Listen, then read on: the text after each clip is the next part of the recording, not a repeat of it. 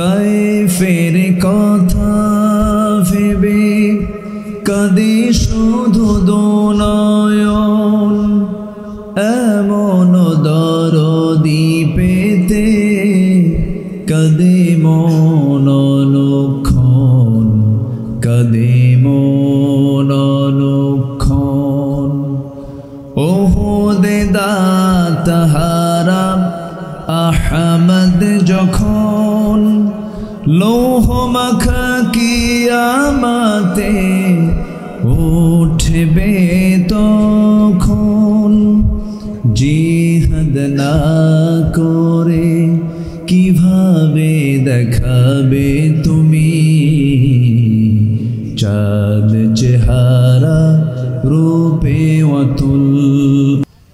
আল্লাহ রাব্বুল আলামিন চ্যালেঞ্জ দিয়ে কিতাব শুরু করলেন, সূরাটা শুরু করলেন, দোয়া দিয়ে শেষ করে দিলেন। যারা পারেন ঠোঁট মিলিয়ে বলুন, যালিকাল কিতাবু লা রাইবা ফীহি হুদাল লিল মুত্তাকিন আল্লাযীনা ইউমিনুনা বিল গায়বি ওয়া ইউকিমুনাস সালাতা ওয়া মিম্মা রাযাকনাহুম ইউনফিকুন।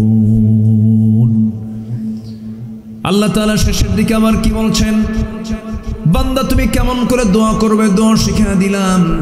রব্বানা ওয়ালা তাহমিল আলাইনা ইসরান কামা হামালতাহু আলাল্লাযীনা মিন ক্বাবলিনা রব্বানা ওয়ালা তুহাম্মিলনা মা লা তাকাতা লানা বিহি ওয়া'ফু আন্না واغفر لنا وارحمنا أنت مولانا فانصرنا على القوم الكافرين। জোরে বলুন আল্লাহু আকবার। আমার বন্ধুগণ, 286টা আয়াত সম্বলিত এই বিশাল সূরা আল্লাহ রাব্বুল আলামিন ব্যক্তিগত জীবন থেকে শুরু করে নিয়া আন্তর্জাতিক পরিমণ্ডল পর্যন্ত সবকিছু এই কিতাবের এই সূরার মধ্যে বলে দিয়েছেন। সাইয়েদনা আব্দুল্লাহ ইবনে আব্বাস রাদিয়াল্লাহু তাআলা আনহু একটানা 10 বছর শুধু এই সূরাই পড়েছেন, একটা সূরাই পড়েছেন। প্রশ্ন করা হলো, আর কি কোনো সূরা নাই? তিনি বললেন, শোনো, 10 বছর ধরে সূরা বাকারা গবেষণা করছি, আজ পর্যন্ত সূরা বাকারা শেষ করতে পারি নাই। জোরে বলুন সুবহানাল্লাহ। আমার বন্ধুগণ, কোরআন জাল্লার কালাম সূচনাতে 2 লাইনে বলি শেষ করে আমি মূল ধারার দিকে চলে যাব, মূল আলোচনার দিকে চলে যাব। এই সূরাটার আয়াত সংখ্যা হলো 286। এর অর্ধেক কত বলেন? 286 এর অর্ধেক কত? 143। আচ্ছা, আপনি কি মন খারাপ করতেছেন নাকি? হুজুর শুনতে আসলাম ওয়াজ, শিখানো অঙ্ক, এটা আবার কি কথা? এরকম ভাবতেছেন নাকি আপনারা? অঙ্ক জানা দরকার, অঙ্ক জানা দরকার আছে না? তাআল্লামুল ফারাইদ ফাইন্নাহা নিসফুল ইলম, তাআল্লামুল ফারাইদ ফাইন্নাহা নিসফুল ইলমি। ফারায়েজের জ্ঞান অর্জন করো, বন্টন নামার জ্ঞান অর্জন করো। বন্টন নামা, ফারায়েজ, এটা হচ্ছে সকল ইলমের অর্ধেক বলেছেন মুহাম্মদ সাল্লাল্লাহু আলাইহি ওয়াসাল্লাম। এই জন্য অঙ্ক জানার দরকারও আছে না নাই? দুনিয়াতে যার অঙ্ক ঠিক থাকবে, আখিরাতে তার জান্নাতও ঠিক থাকবে। আমার বন্ধুগণ, কোরআন জাল্লার কিতাব, কোরআন জাল্লার কিতাব, তার বড় প্রমাণগুলো কিছু বললেই স্পষ্ট হয়ে যাবে। কোরআন যে সংখ্যা তথ্যের উপরেও সমন্বয় রেখে কোরআনটা নাজিল করেছেন মহান রব্বুল আলামিন। দেখেন আল্লাহ রাব্বুল আলামিন 143 নম্বর আয়াত এখানে কি বলেছেন, কোন আয়াতটা দিয়েছেন? وَكَذَلِكَ جَعَلْنَاكُمْ أُمَّةً وَسَطًا لِتَكُونُوا شُهَدَاءَ عَلَى النَّاسِ। জোরে বলুন আল্লাহু আকবার। আমি এমনই করে তোমাদেরকে মধ্যম জাতি করে দুনিয়াতে পাঠিয়েছি। কি জাতি? মধ্যম জাতি করে। এদিকে আল্লাহ তাআলা এমন জায়গায় একটা সেট করেছেন, সে একটাও হলো শেষে না, সামনেও না, ঠিক মাঝখানে। যেরকম সুবহানাল্লাহ, মধ্যম জায়গায় মধ্যম জাতির কথা বলে উল্লেখ করেছেন। আল্লাহ তাআলা আরেক জায়গায় বলছেন, ইন্নী রাআইতু আহাদা আশারা কাওকাবান ওয়াশ-শামসা ওয়াল-কামারা রাআইতুহুম লি সাজিদিন। সাইয়েদনা ইউসুফ আলাইহিস সালাতু ওয়াস সালাম বাপকে ডাক দিয়ে বলছেন, বাপ, আমি রাতের বেলা 11টা নক্ষত্র স্বপ্নে দেখতে পেলাম। ইন্নী রাআইতু আহাদা আশারা কাওকাবা, ইন্নী রাআইতু আহাদা আশারা কাওকাবা। এই পর্যন্ত 11টা নক্তা আছে, ওইদিকে তারকাও 11টা, নক্তার সঙ্গে তারকা মিল রেখেছেন মহান রব্বুল আলামিন। যেরকম সুবহানাল্লাহ। এরকম করে অসংখ্য দিক সংখ্যার সঙ্গে মিল রেখে আল্লাহ রাব্বুল আলামিন এক অপূর্ব সমন্বয় করে কোরআনটা নাযিল করেছেন। যে জীবনে কোরআন পড়ে নাই, সারা জীবন অন্য বই পড়েছে, অন্য বই পড়ে হঠাৎ করে কোরআন পড়তে আসলে তার তেমন একটা ভালো লাগবে না, এলোমেলো মনে হবে, কেমন যেন পাঠ্যসূচি। কিন্তু কোরআন পড়ে যখন মজা পেয়ে যাবে, পৃথিবীর কোনো বই পড়ে আর তার কোনো মজা আসবে না। জোরে কোন সুবহানাল্লাহ। কোরআন,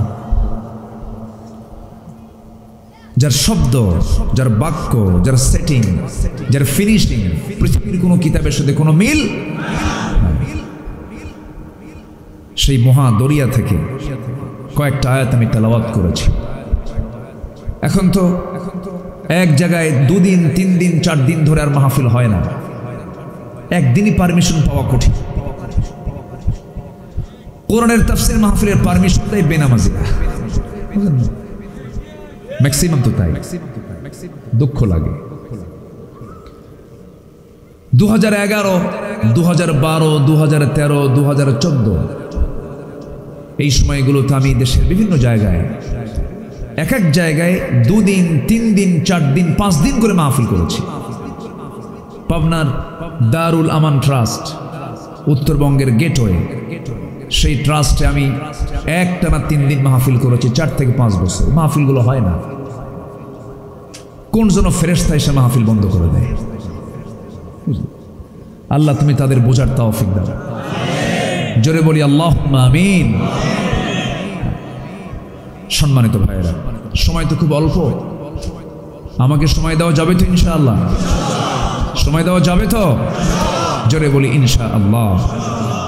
গত বছর এসেছিলাম সন্ধ্যায়, এবার আসলাম একটু রাতে। আবার ময়মনসিংহের স্টাইল যদি হয়, ওই এলাকায় আবার প্রধান মেহমানকে উঠায় দেয় রাত 3টায়। এক মাহফিলে গেছে, বললো হুজুর আসছেন, খান, ঘুমান। 9টার দিকে গেছেন, রাত 9টায়। ঘুমাবো মানে হুজুর ঘুমান? গত বছর প্রধান মেহমান যে সময় উঠছে তার চেয়ে 1 ঘন্টা আগে আপনাকে উঠান। 3টার দিকে এসে বলে হুজুর চলেন মঞ্চে যাই। আপনি 3টায় উঠালেন, এত আগে, তাও 1 ঘন্টা আগে। হুজুর গত বছর প্রধান মেহমান উঠছিল 4টায়, আপনাকে 1 ঘন্টা আগে দিলাম। বিচিত্র দেশ আমার, এক একটা জায়গায় এক একটা কালচার চালু আছে, তবে উত্তম সময় কিন্তু গত বছরেরটাই, মেন সময় ওঠাই। আমি এতটুকু প্রমিস আমি নিতে চাই, কারণ নামাজ কাজা হবে না তো? জোরে বলি ইনশাআল্লাহ। আসুন সোজা আমরা আলোচনার দিকে চলে যাচ্ছি। আল্লাহ তাআলা কিছু কিছু বান্দার অপকর্মের জন্য আল্লাহ নিজে লানত দিবেন। আল্লাহ নিজে কি দিবেন? লানত, অভিসম্পদ দিবেন। আল্লাহ লানতের চাইতে ভয়ানক আর কিছু থাকতে পারে বলেন তো? থাকতে পারে না। আবার বান্দার কিছু অপরাধের জন্য আল্লাহর কাছে নিজে রাসূল নিজে মামলা দিবেন। আমার রাসূল মামলার বাদী হবে না। তাহলে সেই অপরাধগুলো কি ছোট না বড়? আসতে বলবেন না, ছোট না বড়? বড়। আমার বন্ধুগণ, এই কিতাব এমন একটি কিতাবের নাম যা আমাকে সাক্ষ্য দিয়ে জান্নাতের দরজায় পৌঁছায় দেবে, আবার আমার বিরুদ্ধে সাক্ষ্য দিয়ে জাহান্নামের দরজায় পৌঁছায় দেবে। হুজ্জাতুল লাকা ওয়া আলাইক, কোরআন তোমার পক্ষে যাবে অথবা বিপক্ষে যাবে। সেই দিন আমার নবী পর্যন্ত সেদিন আদালতে আখিরাতে মামলা দায়ের করবেন কাদের বিরুদ্ধে? ক্বালার রাসূল ইন্না কওমি ইত্তাখাযু হাযাল কুরআনা মাহজুরা। জোরে বলুন আল্লাহু আকবার। সেই দিন বলবে আল্লাহ, এই কওমের লোকেরা কোরআনটাকে পরিত্যক্ত করে রেখেছে। সেই দিন কোন কোন ব্যক্তির বিরুদ্ধে মামলা হবে? নাম্বার 1 হলো যে সমস্ত রাষ্ট্রপতিরা, যে সমস্ত নেতারা রাষ্ট্র চালিয়েছে কিন্তু কোরআন দিয়ে রাষ্ট্র চালায় নাই, তাদের বিরুদ্ধে মামলা হবে। আসতে কম কেন? এটা কি আমার কথা না কোরআনে আছে? কোরআনে আছে না নাই? যদি বলেন বলা যাবে না, তাহলে আমার শর্ত হলো কোরআন থেকে ওই আয়াতটা মুছে দেবে। কোরআন থেকে যেমন আয়াত মুছে দেওয়া সম্ভব নয়, আমাদের মুখ থেকেও কথা বন্ধ করা সম্ভব নয়। সেই দিন মামলা খাবে তারা। এখন যেমন দুনিয়া জুড়ে প্রকৃত মুসলমান যারা যারা কোরআনকে সমাজে চালু করার জন্য মামলা খাচ্ছে, ঠিক তেমনি উল্টা আদালতে আখিরাতে তারা মামলা খাবে। শুধু একজন ইহকালে খাবে, আরেকজন কি খাওয়া ঠিকই খাবে। কষ্ট পাচ্ছেন? নিজের গায়ে মাখায় নিবেন না কথাগুলো। ভাববেন না যে হুজুর আমার বিরুদ্ধে কথা বললো না। কোরআন আপনার বিরুদ্ধে গেলে কি করার আছে? কিছু করার আছে? বুঝতে হবে। আল্লাহর কসম, প্রিয় ভাই, আল্লাহর কসম করে বলি, কোন ব্যক্তি বা গোষ্ঠীকে গালি দেওয়ার জন্য হিংসাত্মক মনোভাব নিয়ে আমরা কথা বলি না। আমরা কোরআনকে সামনে নিয়ে কথা বলি। এখন যারা সুদ খায় তাদের তো ভালো লাগবে না, যারা যারা যারা বড় বড় মদের বোতল নিয়ে বসে থাকে তাদের তো ভালো লাগবে না, সহ্য হবে না তাদের। কিন্তু আমাদের তো কিছু করার নেই। একটু দিলের চোখটা খুলে একটু দেখেন, আপনিও ফিরবেন। জোরে বলি ইনশাআল্লাহ, জোরে বলি ইনশাআল্লাহ। তাহলে ওই সমস্ত বান্দারা সেদিন ধরা খেয়ে যাবে, মামলা খাবে।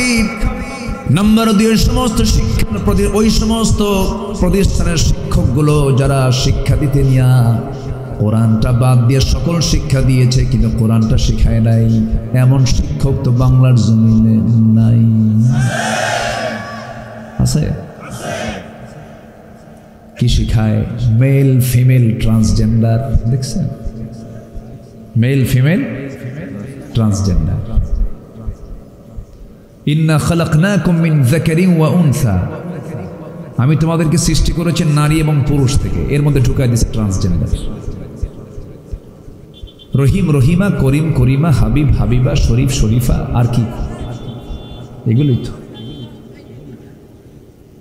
যে নারী পুরুষ হতে চায়, যে পুরুষ নারী হওয়ার ভান ধরে, তাদের উপরে আল্লাহর লানত, আল্লাহর গজব তাদের উপরে, ঠিক কিনা? এর মাঝে আবার আছে হলো সমকামিতা। পুরুষ পুরুষ আকৃষ্ট হয়, নারী নারীতে আকৃষ্ট হয়, যা কুত্তার মধ্যেও নাই। কুত্তা উঠছে ভালো আছে,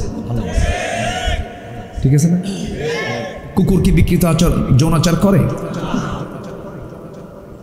ওরা সিস্টেম মেনে চলে। আজকে ইউরোপ আমেরিকার মতো দেশ, যে দেশগুলোকে আমরা স্বপ্নের দেশ বলি, কিসের স্বপ্ন? সব কুত্তা, ঠিক কিনা? যাদের মধ্যে কোনো লাইফ স্টাইলে যাদের কোনো ধারাবাহিকতা নাই, এটা সুশৃঙ্খল ভাব নাই। আমি লম্বা সময়ে যদি আমি পাই, আমি কথা বলবো, জোরে বলি ইনশাআল্লাহ। একমাত্র ইসলাম পারে মানুষকে সুশৃঙ্খল করতে, বলি আলহামদুলিল্লাহ। কে বলেছে সে দেশে সুখ আছে, শান্তি আছে? সবচাইতে মানসিক রোগের দেশ বেশি হলো আমেরিকা। সব সাইকোলজিক্যাল ডিজিজে আক্রান্ত, সব মানসিক রোগে তারা আক্রান্ত। যেখানে সুইসাইডের পরিমাণ বেশি। কে বলেছে স্বপ্নের দেশ জাপান? কে বলেছে? মানুষ একা বাড়িতে থেকে জীবন চলে যায়, দেখার কেউ নাই। কে বলেছে? সম্মানিত ভাইয়েরা, সম্মানিত বন্ধুগণ, সমকামিতার আইন আজকে ইউরোপ আমেরিকাতে বিল আকারে সংসদে পাশ করা হচ্ছে। ওদের মধ্যে আবার কিছু ভালো আছে। ঋষি সোনাক, ইংল্যান্ডের ব্রিটেনের প্রেজেন্ট প্রাইম মিনিস্টার ঋষি সোনাক একজন ভারতীয় বংশোদ্ভূত একজন প্রধানমন্ত্রী ব্রিটেনের। তিনি বলেছেন, a man is a man, A women is a women, that's just a common sense. একটা পুরুষ একটা পুরুষ, একটা নারী একটা নারী, এটা বোঝার জন্য এত বুদ্ধি লাগে না, একটা কমন সেন্স লাগে। দেখে বেশি কিছু লাগে নাকি? তুমি যদি সমকামী হও, তোমার প্রজন্ম পৃথিবীতে আসবে না। তোমার বাপ যদি সমকামী হতেন, তোমার জন্ম দুনিয়াতে হতো না। আর কি বোঝার আছে? আজকে মানুষ আবার আগের অন্ধকার যুগের দিকে চলে আসছে। এই চরিত্র ছিল 5000 বছর আগে কওমে লূতের। কোরআনে এগুলো কাহিনী আছে না নাই? সেই জমিনটা ডাবায়া দিয়েছেন ফি আদনাল আরদ, জর্দানের ডেড সি এলাকা। এখনো গোটা দুনিয়ার সবার সবকিছুর চাইতে সবচেয়ে নিম্নাঞ্চল এলাকা হলো ওই ডেড সি এলাকা, ফি আদনাল আরদ। আল্লাহ তাআলা সেই জাতিকে গজব দিয়ে শেষ করে দিয়েছে। কেন? ওরা সমকামী ছিল। সম্মানিত ভাইয়েরা, সম্মানিত বন্ধুগণ, সেই দুনিয়ায় আমরা এখন বসবাস করছি। ঈমান টিকে রাখার দরকার সবার পরে না সবার আগে? সবার আগে কি বলেন? আরো জোরে, সবার আগে কি বলেন? ঈমান। নামই তো ঈমান আলী। আছে না কিছু লোকের নাম আছে না? ওর আর কি সমস্যা আছে? নাম তো ঈমান আলী হয়ে আছে। হবে কাম? হবে না। নাম হলো ঈমান আলী। মসজিদে যায় না, নামাজ পড়ে না। নাম হলো রমজান আলী। রমজান মাসে দুপুরবেলা ইফতার করে। নাম হলো হিম্মত আলী। সাইকেলের চাকা বাস চলে শীত হয়ে পড়ে। রাখছে কি? হিম্মত আলী। নাম হলো আতর আলী। গোটা গায়ে গাজার গন্ধ। নাম হলো আতর আলী। নাম হলো খোকা মিয়া। বয়স হলো 90 বছর। নাম রাখছে কি? খোকা মিয়া। নাম হলো বাদশা মিয়া। ভিক্ষা করে। কি করে? ভিক্ষা করে। নাম দিয়ে তো জান্নাত পাওয়া যাবে না। জান্নাত পেতে হলে ঈমান নিয়ে জান্নাত নিতে হবে। ঈমানের বিনিময় হলো জান্নাত। ঈমানটাকে আমরা যত্নের সঙ্গে আমরা রাখবো। ঈমানটা সবার আগে প্রাধান্য দেব। সুদ ঈমানটাকে নষ্ট করব না। মিথ্যা সাক্ষী ঈমানটাকে নষ্ট করব না। জিনার কারবার ঈমানটাকে নষ্ট করব না। বউটাকে সুন্দর করে সাজগোজ করে রিকশাওয়ালার চোখের খোরাক বানাবো না। জাহান্নামী ঈমানটাকে নষ্ট করব না। হারাম কোনো খাদ্য উপার্জন করে ঈমানটাকে নষ্ট করব না। অবৈধ হারাম পন্থা অবলম্বন করে ঈমানটাকে নষ্ট করব না। সবার আগে যত্ন নিতে হবে। কিসের যত্ন বলেন? ঈমানের যত্ন। সেই ঈমানের যত্ন নেবার জন্য সবার আগে ঈমানটা আমার ঠিক আছে কিনা আমরা যাচাই করব। কি দিয়া বলেন? আসতে বলবেন না, কি দিয়া বলেন? আবার হাদিস মনে হয় দরকার নাই। আসতে কয় হাদিসের দরকার আছে না নাই? কিছু আহলে কোরআন বের হয়েছে, কিন্তু ওরা বলে কোরআন আছে, হাদিস কি লাগে? প্রায় 32 দাঁত ভাঙ্গা দরকার বেকুবদের। আছে না নাই? রসুল লাগবে না? আস্তে রসুল লাগবে না? ফাত্তাবিউনি ইউহিব্বুকুমুল্লাহ। আল্লাহর ভালোবাসা পরে পাবা, আগে রসুলের ইত্তেবা করো। ওরা কয় হাদিস লাগবে না। এগুলো ব্রিটিশদের, ইহুদি খ্রিস্টানদের ষড়যন্ত্র। ইহুদি খ্রিস্টানদের ষড়যন্ত্র আছে না নাই? ইংল্যান্ডে মাদ্রাসা আছে, খ্রিস্টানরা চালায়, মুফতি বের করে। কথা বোঝেন নাই? ওরা সিয়াসিতে কম জানে না। ওরা জানে হলো মানার জন্য না বিরোধিতা করার জন্য? বিরোধিতা করার জন্য জ্ঞান দরকার আছে না নাই? আচ্ছা, ওরা ওই জ্ঞানগুলো অর্জন করে। ভাবতেছেন ওরা বোঝে না কোন জায়গায় ফিতনা, কোন জায়গায় জ্ঞানজাম সৃষ্টি করতে হবে? এইগুলো মাসলা মাসাল ওদেরও জানা আছে। সম্মানিত ভাইয়েরা, আমার দেশে কিছু খুব পাতলা মাইন্ডের কিছু হুজুর আছে। এরা মোটামুটি যদি সিনেমা উদ্বোধন হবে, যদি দোয়ার জন্য বলা হয় চলে যায়, যে বলে আল্লাহ এই সিনেমা হলের তুমি আল্লাহ বরকত দিয়ে দাও, দোয়া করে। কিন্তু এরকম পাতলা হুজুর নাই? আসতে বলে আসে না? নাই। একদম জান্নাত পার করে জাহান্নামে দিয়ে দেয়। এরকম পীর কেবলা আমার দেশে আছে। মদের ফ্যাক্টরি উদ্বোধন হবে, চলে যায়, আল্লাহ এই মদের ফ্যাক্টরিতে যতজন চাকরি করে সবার রুজিতে বরকত দাও, এবং এই মদের ফ্যাক্টরির উপরে তোমার খাস রহমত নাজিল করো। যেরকম নাউজুবিল্লাহ। এরকম লোকও কিন্তু আছে না নাই? বলেন আছে না নাই? সম্মানিত ভাইয়েরা, সম্মানিত বন্ধুগণ, এরকম পাতলা হুজুর আমার দেশে আছে, যারা সমস্ত সুযোগ সুবিধা গ্রহণ করছে। আবার এমনও আলেম আছেন হাসতে হাসতে ফাঁসির মঞ্চে চলে যাচ্ছেন, কোনো কষ্ট নাই। হাসতে বলবেন না, আছে না নাই? ইমাম ইবনু তাইমিয়া রাহিমাহুল্লাহ দামেস্কের জেলখানায় আটকিয়ে রেখেছে। জেলার এসে বলতেছে, হুজুর কি করব, চাকরি করি, হুকুমের গোলাম, কিয়ামতের দিনকে আল্লাহ তাআলা আমাকে ধরবেন এগুলোর জন্য। ইমাম ইবনু তাইমিয়া বলছেন, তোমাদের মতো লোক থাকার কারণে জালিমরা জুলুম করার সুযোগ পায়। এরকম লোক তো নাই। আসতে বলে আসে না নাই? তাহলে চোখের পানি ফেলে কাঁদলে হবে না, কাজ করতে হবে, ইমানটাকে টিকে রাখতে হবে।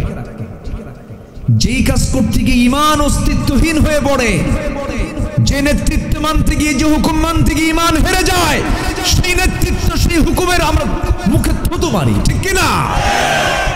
ইমান আগে কি বলেন? ইমান। ইমান তাজা হবে, ইমান মজবুত হবে কি দিয়া? কোরআন আমরা পড়বো, জোরে বলি ইনশাআল্লাহ। রাসূল মামলা দিবেন ওই সমস্ত শিক্ষকের উপরে যারা কোরআন শিখায় নাই, ওই সমস্ত নেতার উপরে যারা রাষ্ট্র চালাইছে কোরআন ছাড়া, ওই সমস্ত পিতামাতাকে সেই দিন মামলা দেওয়া হবে যে সমস্ত পিতামাতা সন্তানকে জজ বানিয়েছে, ব্যারিস্টার বানিয়েছে, এমপি মন্ত্রী বানিয়েছে, ভালো কথা, কিন্তু পাশাপাশি কোরআন শেখায় নাই, হাদিস শেখায় নাই। বাপ মাকেও ছাড়া হবে না, শিক্ষক ছাড়া হবে না, নেতাকে ছাড়া হবে না, ওই সমস্ত বান্দাকেও ছাড়া হবে না যে সমস্ত বান্দাগুলো কোরআনকে না মেনে, কোরআন না শিখে যারা দুনিয়া থেকে বিদায় নিয়েছে, তাদেরকেও ধরবেন। তিনি কে? আসতে বলবেন না, তিনি কে? অনেক বুড়ো চাচা আছে বলে, হুজুর কোরআন পড়বো কেমনে, মুখে আসে না, পারি না, বয়স হয়ে গেছে। কিন্তু এই মুরব্বী চাচা 70 বছর বয়স, যখন চাচাকে বলি, চাচা জলদির মোড়ে বাঁশখালী পৌরসভার সামনে আপনার যে 4 কাঠা জায়গা আছে তার দাগ নাম্বার কত? 93 আছে না? মুখস্থ আছে না? জায়গা মতো নাম ঠিকই মনে আছে। দুনিয়ার 70-80 বছরের জিন্দেগির 4 কাঠা 5 কাঠা পুকুর পুষ্কনি আপনার জায়গা জমির আপনার দাগ নাম্বার টনটনা মুখস্থ থাকলো, সর্বনিম্ন যে জান্নাত আল্লাহ রাব্বুল আলামিন বান্দাকে দিবেন 10টা পৃথিবীর মতো একটা জান্নাত, সেই জান্নাতের দাগ নাম্বার আছে না নাই? কোথায়? কোথায় আছে? কোরআন। কোরআন থেকে খুঁজে বের করতে হবে। এটা এমন একটা রাস্তা আল্লাহ রাব্বুল আলামিন রেখে দিয়েছেন, হাদা সিরাতি মুস্তাকিমা ওয়া নি'বুদুনি হাদা সিরাতুম মুস্তাকিম। এটা এমন একটি কিতাবের নাম যে কিতাবের দিকে নজর রাখলে বান্দা জান্নাতের রাস্তাটা সম্পূর্ণ ক্লিয়ার দেখতে পারে। জোরে কোন সুবহানাল্লাহ। গুগল ম্যাপ আছে না? গুগল ম্যাপ যাবেন আপনি এখন, একদম মেরিন ড্রাইভ টেকনাফ, চেনেন না পথ, বাবা গুগল বলে দে তো, কি ঠিক আছে না? কি চলে আসে না? আসে। মানুষের সাধারণ এই ছোট্ট মেমোরি দিয়ে যদি রাস্তা বের করে, যদি মেরিন ড্রাইভকে খুঁজে পায়, যদি বাংলা বান্দা পঞ্চগড়কে খুঁজে পায়, যদি সুন্দরবন খুঁজে পায়, বান্দরবান খুঁজে পায়, তাহলে তাহলে আল্লাহ রাব্বুল আলামিন ওই বান্দার জন্য বলছেন, বান্দা আমি তোকে এমন একটা ম্যাপ দিয়ে দিলাম দুনিয়ায়, ম্যাপটা ধরে দিলাম বান্দা, এই ম্যাপটা ধরে ধরে তুই তোর জান্নাতটা খুঁজে নিবি। জোরে কোন সুবহানাল্লাহ। জান্নাতের ম্যাপ কোথায়? জান্নাতের ম্যাপ কোথায়? কোরআন। খুঁজে বের করতে হবে। দেখেন, এক নাম্বার আমি তথ্য দিচ্ছি, জান্নাত মোট কয়টা বলেন? কয়টা জান্নাত? 8টা জান্নাত। আল্লাহ রাব্বুল আলামিন এক নাম্বার জান্নাতের ম্যাপ দিয়েছেন সূরা মুমিনুন, সূরা কাহফের শেষের দিকে মহান রাব্বুল আলামিন বলছেন, ইন্নাল্লাযীনা আমানু ওয়া আমিলুস সালিহাতি কানাত লাহুম জান্নাতুল ফিরদাউসি নুজুলা। জোরে বলুন আল্লাহু আকবার। আল্লাহু আকবার। والذين هم على صلواتهم يحافظون أولئك هم الوارثون الذين يرثون الفردوس هم فيها خالدون. জোরে বলুন আল্লাহু আকবার। জান্নাতে মাওয়া কোথায়? وأما من خاف مقام ربه ونهى النفس عن الهوى فإن الجنة هي المأوى. জোরে বলুন আল্লাহু আকবার। জান্নাতে আদন কোথায়? تؤمنون بالله ورسوله وتجاهدون في سبيل الله بأموالكم وأنفسكم ذلكم خير لكم إن كنتم تعلمون. জোরে বলুন আল্লাহু আকবার। এই কাজগুলো করলে বান্দা জান্নাতে আদন পাবে, নফসের বিরুদ্ধে চললে পরে জান্নাতে মাওয়া পাবে, ঈমান আনলে আমলে সালেহ করলে জান্নাতুল ফিরদাউস পাবে। আল্লাহু আকবার। সব বলে দিয়েছেন একটা একটা করে। কে? আসতে বলবেন না কে?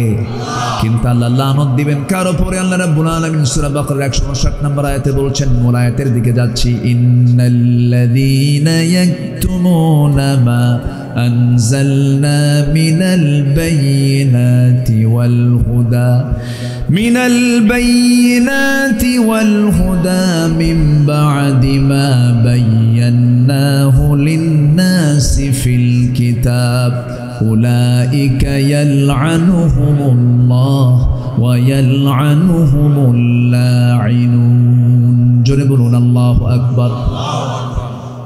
আল্লাহ রাব্বুল আলামিন বলেন, নিঃসন্দেহে আল্লাযীনা যারা ইয়াকতুমুন, যারা গোপন করবে, মা আনজালনা মিনাল বায়িনাতি ওয়াল হুদা, আমি যে বায়িনাত, যে হুদা নাজিল করেছি, যা আমি স্পষ্ট করে দিয়েছি, লিন্নাসি ফিল কিতাবে, কিতাবের ভিতরে যা কিছু আমি স্পষ্ট করে দিয়েছি, এই কিতাবের সমস্ত তথ্যকে যারা আড়াল করবে, গোপন করবে, আল্লাহ রাগ কি পরিমাণ করেছেন তিনি বলছেন, উলাইকা ইয়ালআনুহুমুল্লাহ, এই সমস্ত বান্দার উপরে আমি আল্লাহ আমার লানত। জোরে কোন নাউযুবিল্লাহ। আয়াত গোপনকারী আমার দেশে আছে না নাই? হজে যায় বছরে বছরে, প্রত্যেক রমজান মাসে খতম দেয়, এসে হুজুরকে বলে, হুজুর আমার বউ 3 খতম, আমার ছেলে 4 খতম, আমি নিজেই খতম। আসেন এরকম আছে না? কোরআন খতম দেয়, রমজান মাসের শেষ দশকে উমরায় যায়, হজের সময় হজ করে আসে, মাদ্রাসা বানায় দিয়েছে, মসজিদ বানায় দিয়েছে, এতিমখানা বানাইছে, কিন্তু বেচারির মূল জায়গায় যদি আপনি হাত দেন, সে বলে না না, শুধু নামাজের মধ্যে ইসলাম থাকবে কিন্তু রাষ্ট্রে ইসলাম থাকবে না। আছে না? আসতে বলবেন না আছে না নাই? ইমান আছে না গেছে? ইমান আছে? ইমান নাই। অনেকে মনে করেন টাকা আছে মসজিদ বানায় দেব, এতিমদের পালবো, 5 ওয়াক্ত নামাজ পড়বো, রমজান মাসে রোজা রাখবো, টাকা আছে হজে যাব, আল্লাহ আমারে জান্নাত না দিয়ে যাবে কোথায়? আল্লাহরই উল্টা ধরে। আল্লাহ এত কিছু করলাম আমি, তুমি আমারে জান্নাত দিবা না কেন? তাই যদি হতো, একটা প্রেক্ষাপট আমার মনে পড়ে গেল, একটু কান লাগিয়ে মনোযোগ দিয়ে শুনবেন। আমার নবজি মদিনার 10টা বছরে জিহাদ করেছেন, যুদ্ধের ময়দানের নেতৃত্ব দিয়েছেন সরাসরি 27টা, যুদ্ধ পরিচালনা করেছেন 86টা। ফলাফলে আমার নবীজির দেহ থেকে রক্ত ঝরেছে। বদরের ময়দানের পরের যুদ্ধ হলো উহুদের ময়দানে। মাত্র 2 বছর মদিনায় থাকলেন। শেষের 8টা বছর আমার নবী উহুদের ময়দানে পাথর দ্বারা আক্রান্ত হলেন। সামনের 2টা দাঁত ভেঙে গেছে। সামনের 2টা দাঁত ভেঙে গেলে মানুষের চেহারার সৌন্দর্য বৃদ্ধি পায় না, কমে যায়? কমে যায়। সামনের 2টা দাঁত ভাঙ্গা দাঁত নিয়ে রাসূল 8টা বছরও তিনি পাড়ি দিয়েছেন। এরপরে খন্দকের পরীক্ষা খনন করার সময় কোদাল মারতে মারতে নবজি না খাওয়া কোমর বাঁকা হয়ে গেছে। ওই যে খন্দকের প্রান্তরে কোমরটা বাঁকা হয়ে গেছে। মৃত্যুর দিন পর্যন্ত আমার নবজি কোমর সোজা করে আর কখনো দাঁড়াতে পারেন নাই। আমার বন্ধুগণ, সেই 10টি বছরের একটা প্রেক্ষাপট, কোন এক অভিযানে আমার রাসূল 30,000 সৈন্য নিয়ে, সাহাবী নিয়ে, 30,000 সোলজার নিয়ে, সৈনিক নিয়ে আমার নবীজি তাবুকের প্রান্তরে রওনা করলেন। সেই তাবুক অভিযানের সময় সাইয়েদনা আবু বকর সিদ্দিক রাদিয়াল্লাহু তাআলা সমস্ত সম্পত্তি দান করেছিলেন। ওমরে ফারুক অর্ধেক সম্পত্তি দান করেছিলেন। আব্দুর রহমান ইবনে আউফ 3 বস্তা সোনা দান করেছিলেন। সেই অভিযানে 30,000 সৈন্য নিয়ে রোমানদের বিরুদ্ধে মোকাবেলা করার জন্য রাসূল যখন তাবুকের প্রান্তরে পৌঁছে গেলেন, রোমান সৈন্য সেই সময় গোটা পৃথিবীর সবচেয়ে আধুনিক সৈন্য ছিল। সমরাস্ত্রে তারা সজ্জিত ছিল, পরাশক্তি ছিল পৃথিবীর। সেই রোমানদের বিরুদ্ধে রাগী 3,000 সৈন্য নিয়ে খালিদ বিন ওয়ালিদ রাদিয়াল্লাহু তাআলা 1 লক্ষ সৈন্যকে পরাজিত করেছিলেন। এরপরে হলো তাবুক অভিযান। এবার স্বয়ং রাসূল সেই যুদ্ধে অংশগ্রহণ করেছেন। যুদ্ধ হলো না। বিনা যুদ্ধে আমার নবীজি তাবুকের প্রান্তর থেকে মদিনার দিকে রওনা দিলেন।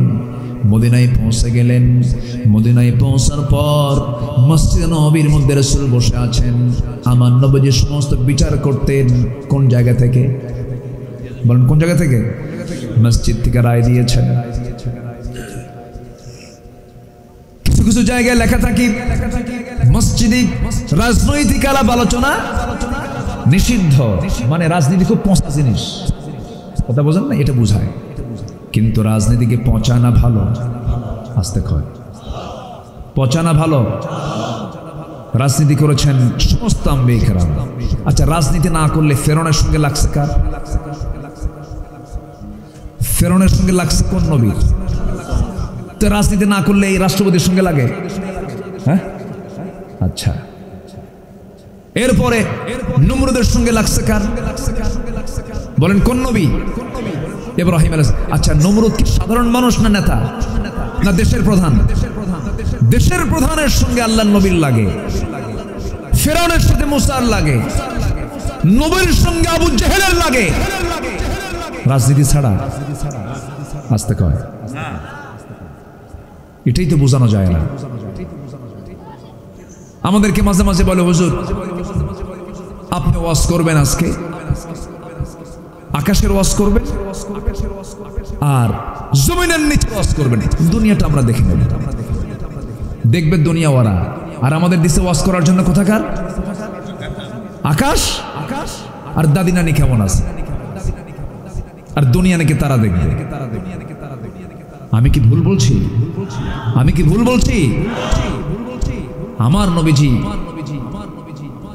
নিজে তিনি ছিলেন সেনাবাহিনী প্রধান, প্রতিরক্ষা ডিপার্টমেন্ট তিনি চালিয়েছেন। তার রাস্তা বলে 7 থেকে 8টা সবচেয়ে দামি ঘোড়া তার নিয়ন্ত্রণে থাকতো। 7 থেকে কয়টা? 8টা ঘোড়া। তার ঘরের ফার্নিচার ছিল হলো সাজানো তরবারি। আমার নবীর ঘরে ফার্নিচার কি ছিল? কি সাজানো তরবারি। আর আমাদের মুসলমানদের ঘরে তো কি ফার্নিচার? কি কুত্তার ঠ্যাং, বিলাই ঠ্যাং, ঠিক কিনা? আমার নবীজির ফার্নিচার সাজানো ঘরের এই ফার্নিচার ফলো করেছে ইসরায়েলরা। সমরাস্ত্রে ইসরায়েলরা কি পিছিয়ে নাই গিয়ে? আর ফতুয়ার দিক থেকে কারা আগে আছে? খালি ফতুয়াবাজি করে। আসল মূল কাজে নাই। আমার নবীজি তাবুক অভিযান থেকে ফিরে গেলেন, যুদ্ধ হলো না। কেন? রোমানরা নবীর সঙ্গে যুদ্ধে জড়ালো না। আমার নবীজি ব্যাক করলেন মদিনার দিকে। কত হাজার সৈন্য নিয়ে? বলেন কত হাজার? 30,000 কি কম টম নাকি? 30,000 সাহাবী, আবার তারা সৈন্য মদিনায় ব্যাক করল। মদিনায় ব্যাক করে আমার নবীজি মসজিদ নববীর ভিতরে বসা।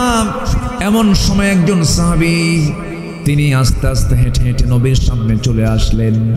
হাঁটু গেড়ে দিয়ে নবীর সামনে বসে বলছেন, ইয়া রাসূলুল্লাহ, ক্ষমার জন্য আপনার কাছে আসছে, আপনি আমাকে ক্ষমা করবেন। রাসূল বললেন, ও কাব বিন মালিক, তোমার কি ভুল সেটা আমি নিজেও জানি না। তুমি কি ভুল করেছো, আমার কাছে ক্ষমা চাচ্ছ কেন? কি হয়েছে বলো তো? কাব বিন মালিক বলছেন, ইয়া রাসূলুল্লাহ, আমি আপনাকে দারুণ ভালোবাসি, মোহাব্বত করি, কিন্তু আপনি তাবুক অভিযানে সবাইকে আহ্বান করেছেন, আমিও যাব তাবুকে, কিন্তু আমি যেতে পারি নাই। আমার রাসূল সঙ্গে সঙ্গে বলেন, কাব তুমি কেন যেতে পারো নাই? তুমি তোমার প্রিয় সাহাবী, কেন যেতে পারো নাই? বলো, কি তোমার ওজর ছিল? তিনি বলছেন, ইয়া রাসূলুল্লাহ, সত্য কথা যদি বলি কোনো ওজর ছিল না। গড়িমসি করেছি, ঢিলামি করেছি। এলাকায় এটাকে কি বলে? হ্যাঁ, আলসি। আলসি, হ্যাঁ আলসি। গড়িমসি করেছি।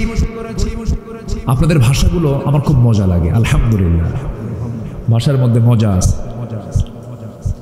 বাবুর্চি, বাবুর্চি আছে না? এটাকে কি বলেন আপনারা? বস্তি, হ্যাঁ। তারপরে গাছ টাছ যেন ছাগল না খায় এর জন্য বেড়া দেয়। একটা নাম বেড়া, একটা নাম হচ্ছে টিয়ারা, ঠিক আছে না? কাদামাটিকে কি বলে? ফুট নাকি? যাই হোক, একটা কিছু তো। হ্যাঁ, আলহামদুলিল্লাহ, চেষ্টা করি, পারি না, বুঝলেন? পারতে গেলে এলাকায় আবার জন্ম নিতে হবে, এ তো আর সম্ভব না। কোরআন শিখে পারা যায়। কোরআনটা সহজ তো, এটাকে সুন্দর করে পড়ে আমার দেশের হাফেজরা আরবদের হারায় ফেলে। আলহামদুলিল্লাহ বলবেন না? হারায় ফেলে না? হারায় ফেলে না? প্রত্যেক বছরই হারায়। ভাষা কিন্তু বাংলা, অথচ আরবি কোরআন আরবরা পারে না। কোরআন সহজ দেখি তো পারে না, তাই না? কোরআন তো সহজ, কিন্তু যারা ফার্স্ট হয়েছে ওদেরকেও যদি নিয়ে এসে বলেন তুই সিরাঙের ভাষা কম, মরার আগ পর্যন্ত পারবে না, যদি এলাকার না জন্ম হয়। আপনাদের ভাষার মধ্যে একটা আলাদা আর্ট আছে, সৌন্দর্য আছে, বলি আলহামদুলিল্লাহ। গড়িমস সেজদায় পড়ে ঘন্টা কাটায়া যা চাওয়া চাবেন আল্লাহর কাছে। কে দিবেন? কে দিবেন? বিয়ে হয় না, বিয়ে হবে। ব্যবসা হয় না, ব্যবসা হবে। কিন্তু কিছু কিছু জায়গা আবার লেখা থাকে মুশকিল আসান। আসান আসান, মুশকিল আসান। বাবা অমুক কামুক্ষার দেশে গিয়ে এমন শিক্ষা নিয়ে এসেছে, আছেন এরকম? আছে কিচ্ছু না, এগুলো বদমাইশ। এগুলো গায়েবের মালিক কেউ না, গায়েবের মালিক কে? আল্লাহ। আমার নবীজি বললেন, আর কে যাও নাই বলো? এবার কাব বিন মালিক মুখ খুললেন, বুঝতে পেরেছেন রাসূল আমাকে ধরে ফেলেছেন। এবার বলছেন, হুজুর আমার সঙ্গে হেলাল বিন উমাইয়া যায় নাই। আর কে যায় নাই বলো? আরেকজন যায় নাই, তার নাম মুরারা বিন রাবিআ, যায় নাই। আর কে যাও নাই বলো? হুজুর আমার জানা নাই। এই তিনজনের কথা যখন বললেন, আমার নবীজি বলছেন, কাব বিন মালিক যা বলেছো ঠিক আছে, শুনলাম, তুমি এখন আমার সামনে থেকে বের হয়ে পড়ো, চলে যাও। কাব বিন মালিক টের পেলেন রাসূল আমার উপরে রেগে গেছেন, ভালো রেগে গেছেন। মুখে আমার নবীজির হাসি নাই। নবীজির হাসি বন্ধ হলে সাহাবায়ে কেরামদের মধ্যে বিশাল টেনশন সৃষ্টি হয়ে যেত। কাব বিন মালিক আস্তে করে ঘর মসজিদ থেকে বের হলেন। সঙ্গে সঙ্গে আমার নবীজি নোটিশ জারি করে দিলেন, ও মদিনাবাসী, ও মদিনার মুসলমান সাহাবীরা শোনো, কাব বিন মালিক, হেলাল বিন উমাইয়া, মুরারা বিন রাবিআ, এই তিনজন ব্যক্তি তারা তাবুকের প্রান্তরে তারা অংশগ্রহণ করে নাই, জিহাদে অংশগ্রহণ করে নাই।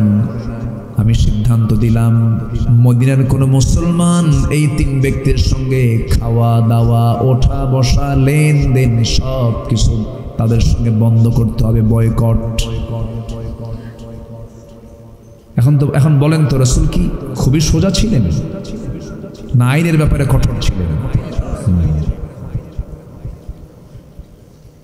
গড়িমসিকে তিনি পছন্দ করলেন না, কেন তুমি অবহেলা করলে রাসূল তাকে ছাড়লেন না? এই পর্যায়ে বলে ফেললেন, এই তিনজন ব্যক্তির সঙ্গে যেন কেউ কোনো প্রকার কথাবার্তা, কেউ যেন কোনো কিছু না বলে, লেনদেন সব বন্ধ, বয়কট করা হলো। এই তিন সাহাবীর কানে কানে সংবাদগুলো চলে গেল। কাব বিন মালিকের চোখের পানি বন্ধ হয় না, কাঁদতে কাঁদতে ভাবতেছেন এখন কোথায় গিয়ে আশ্রয় নেব। বাড়ির দরজার কাছে গিয়ে বলছেন, বউ আমার, আমি কাব বিন মালিক, দরজা খোলো। ভিতর থেকে বলছে, স্বামী দরজা খুলতে বাধ্য, কারণ এই ঘরের মালিক আপনি, আমি দরজা খুলে দিচ্ছি, কিন্তু এই দিক দিয়ে দরজা খুলবো, আপনাকে ভিতরে ঢুকায় দিয়া পিছনের দরজাটা বের হয়ে যাব। কেন কেন বের হয়ে যাবি? বউ বলতেছি, যে বান্দাকে আল্লাহ রাসূল বয়কট করেছেন, সেই বান্দাকে আমারও বয়কট করা হলো আমার ইমানি দায়িত্ব। কথা ক্লিয়ার? কথা বোঝা যায়? ইমানের কাছে কোনো আপোষ। কাব বিন মালিক রাদিয়াল্লাহু তাআলা আনহু ঘরের মধ্যে আর ঢুকলেন না, ভাবলেন বেচারি মহিলার কোথায় যাবে, না আমি ভিতরে ঢুকবো না।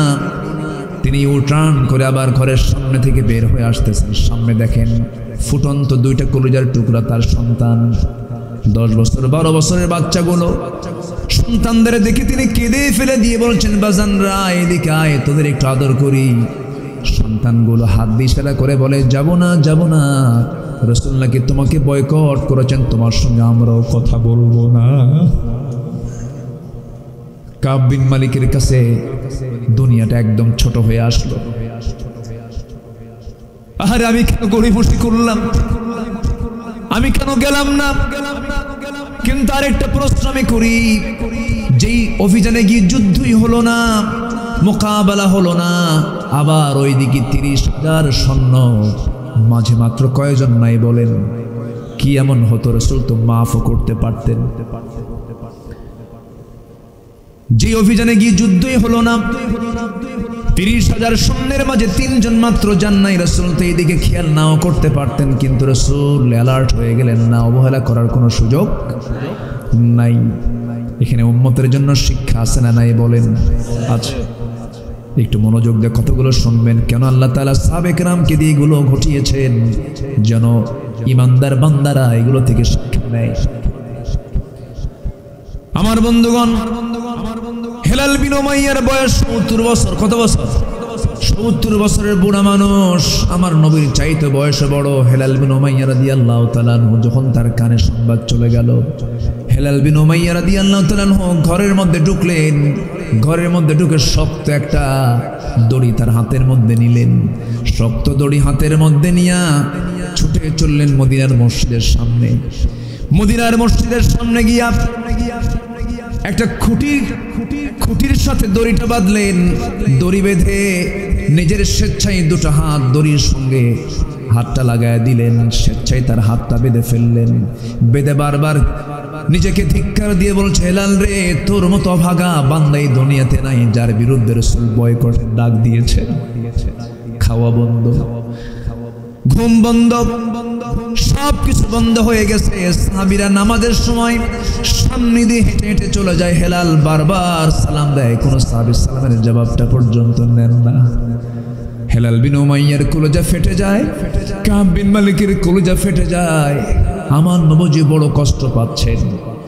ওইদিকে মুরারা বিন রাবিআ রাদিয়াল্লাহু তাআলা আনহু পাহাড়িয়া গর্তের ভিতরে চোখের পানি ফেলে ফেলে কাঁদেন আর বলেন, আল্লাহ, দুনিয়ার কেউ না মাফ করলো, তুমি তো রহমান, ভুল করছে, আল্লাহ মাফ করে দিও।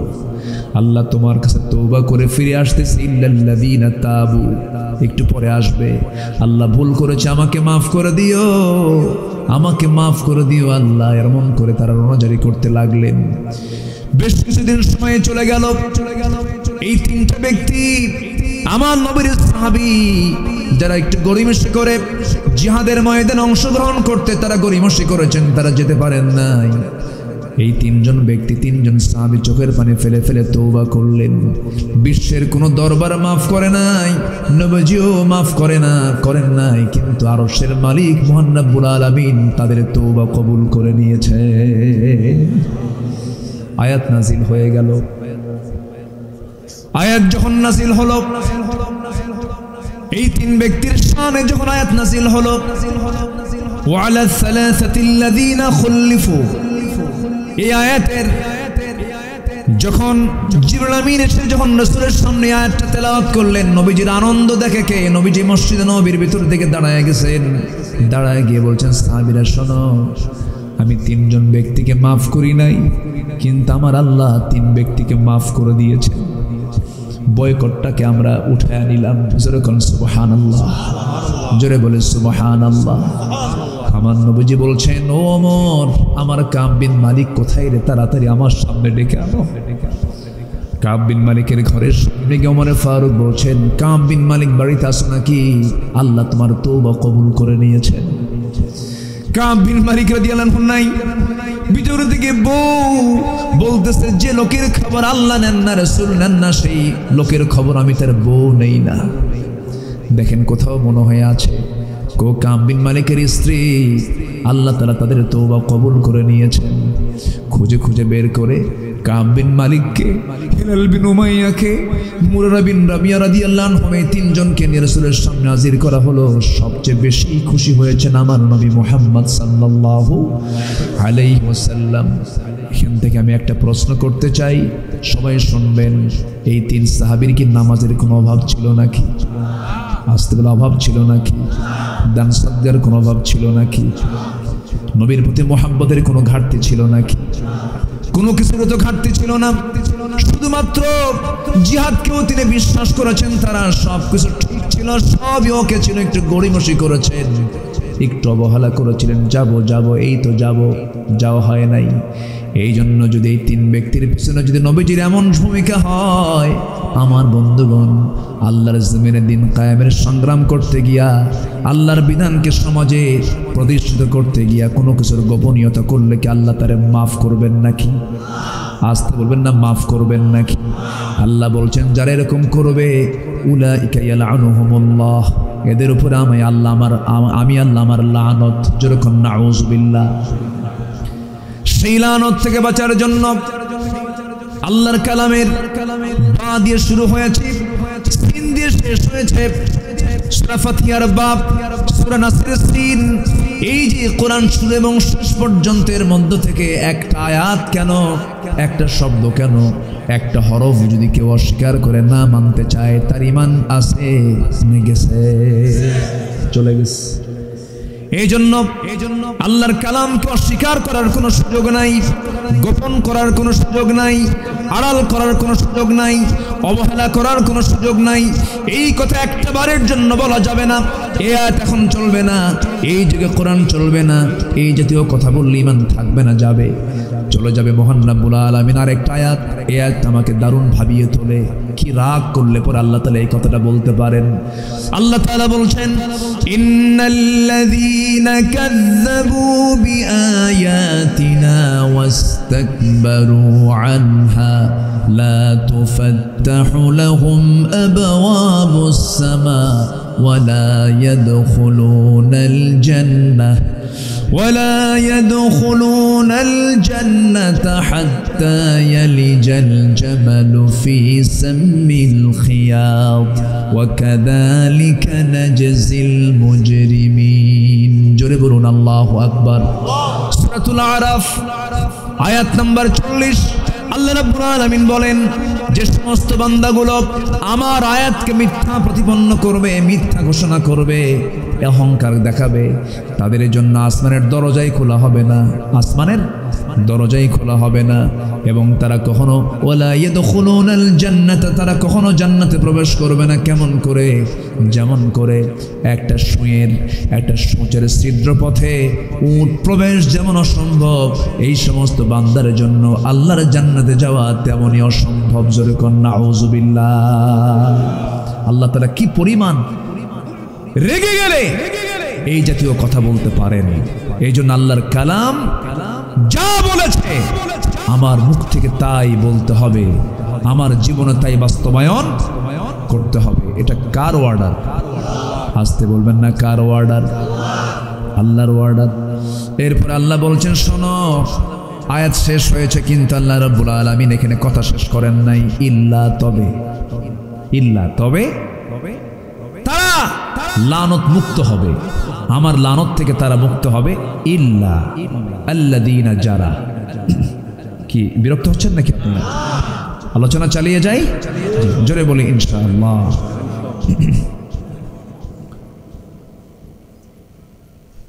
এত সুন্দর মানুষ আর এত সুন্দর করে সাজিয়েছেন আপনারা, মাশাআল্লাহ। ঠান্ডা আসবে কোন দিক থেকে? আসার কোনো কায়দাই নেই, তাই না? বলি আলহামদুলিল্লাহ। খোরশেদ ভাই, এত সুন্দর করে সাজাইছেন আপনারা, মাশাআল্লাহ। আল্লাহ কবুল করুন, জোরে বলি আমিন, জোরে বলি আমিন। গত বছর আমি সময় দিতে পারিনি, অনেকে বেজার হয়েছিলেন, আমি সেই দিনই বলে গেছি, খোরশেদ ভাই ওই যে লাগছে ভাইরা, তো আমি আসছি। খুশি হয়েছেন তো আপনারা? আল্লাহ যেন খুশি হন, আল্লাহ যেন এই সম্পর্ক আল্লাহ যেন হাসর পর্যন্ত নিয়ে যান। ভাইরে, পৃথিবীতে ভালো মানুষের সঙ্গে থাকলেও কিয়ামতে কাজে লাগবে। আলহামদুলিল্লাহ বলি, জোরে বলি আলহামদুলিল্লাহ। বন্ধু যদি বানাতেই হয়, বন্ধু বানাবো গাঁজাখোর, বেনামাজি, হ্যাঁ, সুদখোর? বন্ধু যদি বানাতেই হয়, বন্ধু বানাবো, অন্তরঙ্গ বন্ধু বানাবো হলো যার দিকে তাকালে রাসূলের কথা মনে হয়, আখিরাতের কথা মনে হয়, যার মুখ থেকে শুধু পরকালীন কথা বের হয়, এমন ব্যক্তিকে বন্ধু বানানো আমার জন্য বিপদ না নিরাপদ? নিরাপদ। এই যুগে, এই সময়ে একটা ভালো বন্ধু পাওয়া মানে কি জানেন? বিশাল কিছু পাওয়া। এটা তালাশ করবেন। হাসরের ময়দানে যে বান্দাগুলো জান্নাত পাবে, এমন বর্ণনায় আসছে, আল্লাহ তাআলা ওই বান্দাগুলোকে ডাক দিবেন, ডাক দিয়ে বলবেন, এই বান্দা এদিকে আয়, তুই জান্নাত পেলে তোর কি বন্ধু নাই? কাছে তো আল্লাহ, তোকে শুধু জান্নাত দেব না, তুই যাবি তোর বন্ধুদেরকে সাথে নিয়ে জান্নাতে যাবি। যা, গাঁজাখোর বন্ধু না কিন্তু। কি কথা কি বুঝতেছেন? বন্ধুকে বন্ধুর মতো হতে হবে। আল্লাহ বোঝার তৌফিক দান করুন, জোরে বলি আল্লাহুম্মা আমিন। মান তাশাব্বাহা বিকওমিন ফাহুয়া মিনহুম আও কামা ক্বালা আলাইহিস সালাতু ওয়াস সালাম। যার সঙ্গে এই দুনিয়াতে মহব্বত থাকবে, তার সঙ্গে তার হাসর হবে। আল্লাহু আকবার। সম্মানিত ভাইয়েরা, এখন ইল্লা আল্লাহ তাআলা এখানে একটু ছাড় দিয়েছেন। তবে হ্যাঁ, যেখানেই ভয়ঙ্কর কথা সেখানে আসার কথা কে বলেছেন? কে বলেছেন? যারা কোরআনের মেজাজ বোঝেন, যারা কোরআনটা পড়েন, তারাই জিনিসটা বুঝতে পারছেন। যেখানে আল্লাহ তাআলা খুব ভয়ের কথা বলেছেন, সেখানে আসার কথা বলেছেন। সুবহানাল্লাহ। ইল্লা, তারা, ইল্লা ব্যতীত, তারা ছাড়া, যাদের মধ্যে তিনটা দিক পাওয়া যাবে। এক নম্বর, যারা ফিরে আসবে। আচ্ছা, বাবার 4 সন্তান, মায়ের 4 সন্তান, যে সন্তানটা সবচেয়ে দুষ্ট, মায়ের নজর বেশি থাকে কার দিকে? ভালোগুলোর দিকে না দুষ্টের দিকে?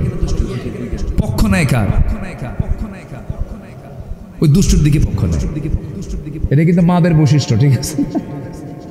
যেটা সবচেয়ে বেশি দুষ্ট, তোরা তো ভালো আছিসই, আমি এর পক্ষ নিলাম, ও যেন ভালো হয়, ঠিক আছে না?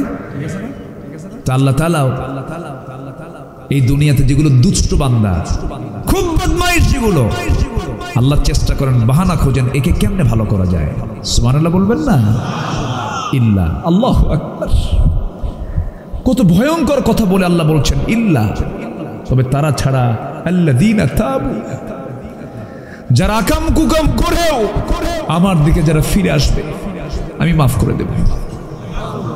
জোরে কোন সুবহানাল্লাহ। আল্লাহর দয়া পৃথিবীর সকল দয়ার চাইতে কম না বেশি? কম না বেশি? হাসরের দিন আল্লাহ তাআলা কিছু বান্দাকে পর্দার মধ্যে নিয়ে যাবেন, আড়ালে নিয়ে যাবেন, কেউ নাই, শুধু আল্লাহর সঙ্গে বান্দার কথোপকথন হবে। আল্লাহ বলবেন, বান্দা দুনিয়াতে তুই এই অকাম কুকামগুলো করছিস না? হ্যাঁ করছি। আমি কি কোনোদিন কাউকে প্রকাশ করেছিলাম? কেউ কি জানছিল দুনিয়ার? না। কে গোপন করছে? আল্লাহ তুমি গোপন করছো। আমার অপরাধ তুমি প্রকাশ করনি আল্লাহ, তুমি একমাত্র জানো, তুমি সত্তার। আল্লাহ বলবেন, যা, আজকে আমি প্রকাশ করলাম না, তোকে জান্নাত দিয়ে দিলাম, যা। জোরে বলে সুবহানাল্লাহ। চাইবো কার কাছে? আল্লাহ কি দূরের কেউ? আসতে বলো, দূরের কেউ? আল্লাহ সবচেয়ে কাছে। কেউ আমার আপন না, আল্লাহ আমার সবচেয়ে আপন। আসিয়া আলাইহিস সালাতু ওয়াস সালাম খুঁজে বের করেছেন সে আপন জনকে। কে?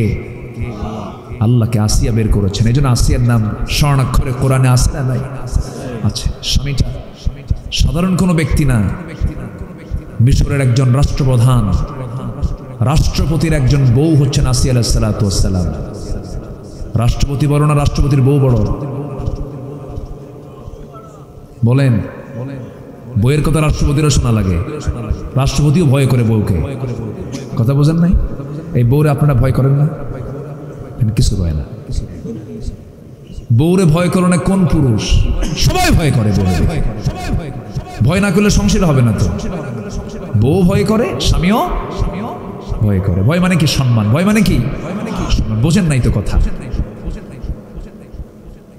বইয়ের কথা সবাই শুনতে হয়। বইয়ের কথা না শুনলে কি সংসার হবে বলেন তো? হবে না। আচ্ছা, চেয়ারম্যান বলো না চেয়ারম্যানের বউ বড় বলেন তো? হ্যাঁ, বউ বড়, বউতি বড়। আপনি যত বড় হুজুর হন না কেন, বউয়ের কাছে হুজুরগিরি কুলায় না। যত বড় বুজুর্গ হন, বউ বলে, শোনো তুমি কত নম্বর হুজুর আমার জানা আছে, বসো। কথা বলছেন না? এটা হচ্ছে স্ত্রী।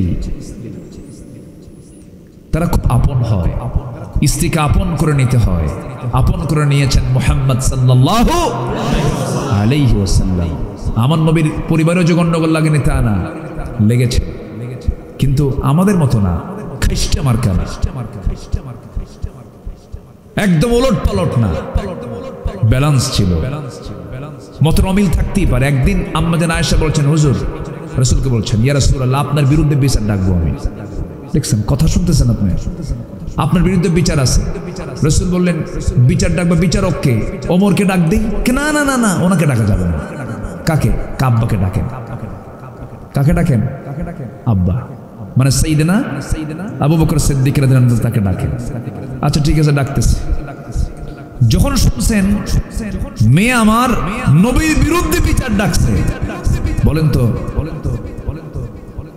মানে বাপ, যদিও বাপ, বিশ্বনবীর বিরুদ্ধে তার মেয়ে বিচার ডাকছে, বলেন তো বাবার কি মেজাজ ঠিক থাকার কথা? মনে ঢুকেই কোনো কথা নেই, ঘরের মধ্যে ঢুকেই তুই গেলি কই, মানে মেয়েটাকে মনি মারবেন। মারার মতো উদ্যত হয়ে তিনি আগায় যাচ্ছেন। রাসূল সামনে দুই হাত আগায় দিয়ে বলছে, আবু বকর, তুমি না বিচারপতি, বিচারপতি মারে, বসো, আগে শোনো। থামায় দিলেন, রাগটাকে কন্ট্রোল করলেন। এই হুমকিতে বাবার এই মেজাজে রক্ত গরমে চোখ চোখ চোখ চোখ গরম হওয়াতে ভয়ে এক দৌড়ে আম্মা জান আয়েশা নবীর পিছনে দাঁড়ায় গেছে। রাসূল বললেন, আয়েশা, তুমি দিলা বিচারের ডাক, তুমি আবার আমার পিছনে, আমার তুমি সাহায্য চাও, এটা আবার তুমি কি বিচার ডাকলা? কি কথা কি বুঝতেছেন আপনি? বিচার কি আর থাকে? বিচার থাকলো না, শেষ হয়ে গেল, শেষ হয়ে গেছে। তাদের বিচার হতেও সময় লাগেনি, সমঝোতা হতে সময় লাগেনি। আর আমার দেশে স্বামী স্ত্রীর বইয়ের, স্বামী স্ত্রীর গন্ডগোলের সাইজ দেখলো, ওরে বাপরে বাপ। স্বামী আছে মালয়েশিয়া, বউ আছে হলো মগনামা। মগনামা চিনেন তো নাকি? মানে সমুদ্রের তীরে। আচ্ছা, বউ আছে বাঁশখালী, বউ আছে কুতুবদিয়া। কত দ্বীপাঞ্চলে, সেই প্রত্যন্ত অঞ্চলে আছে বউ। আর স্বামী চলে গেছে কত নদী পাড়ি দিয়া মালয়েশিয়া।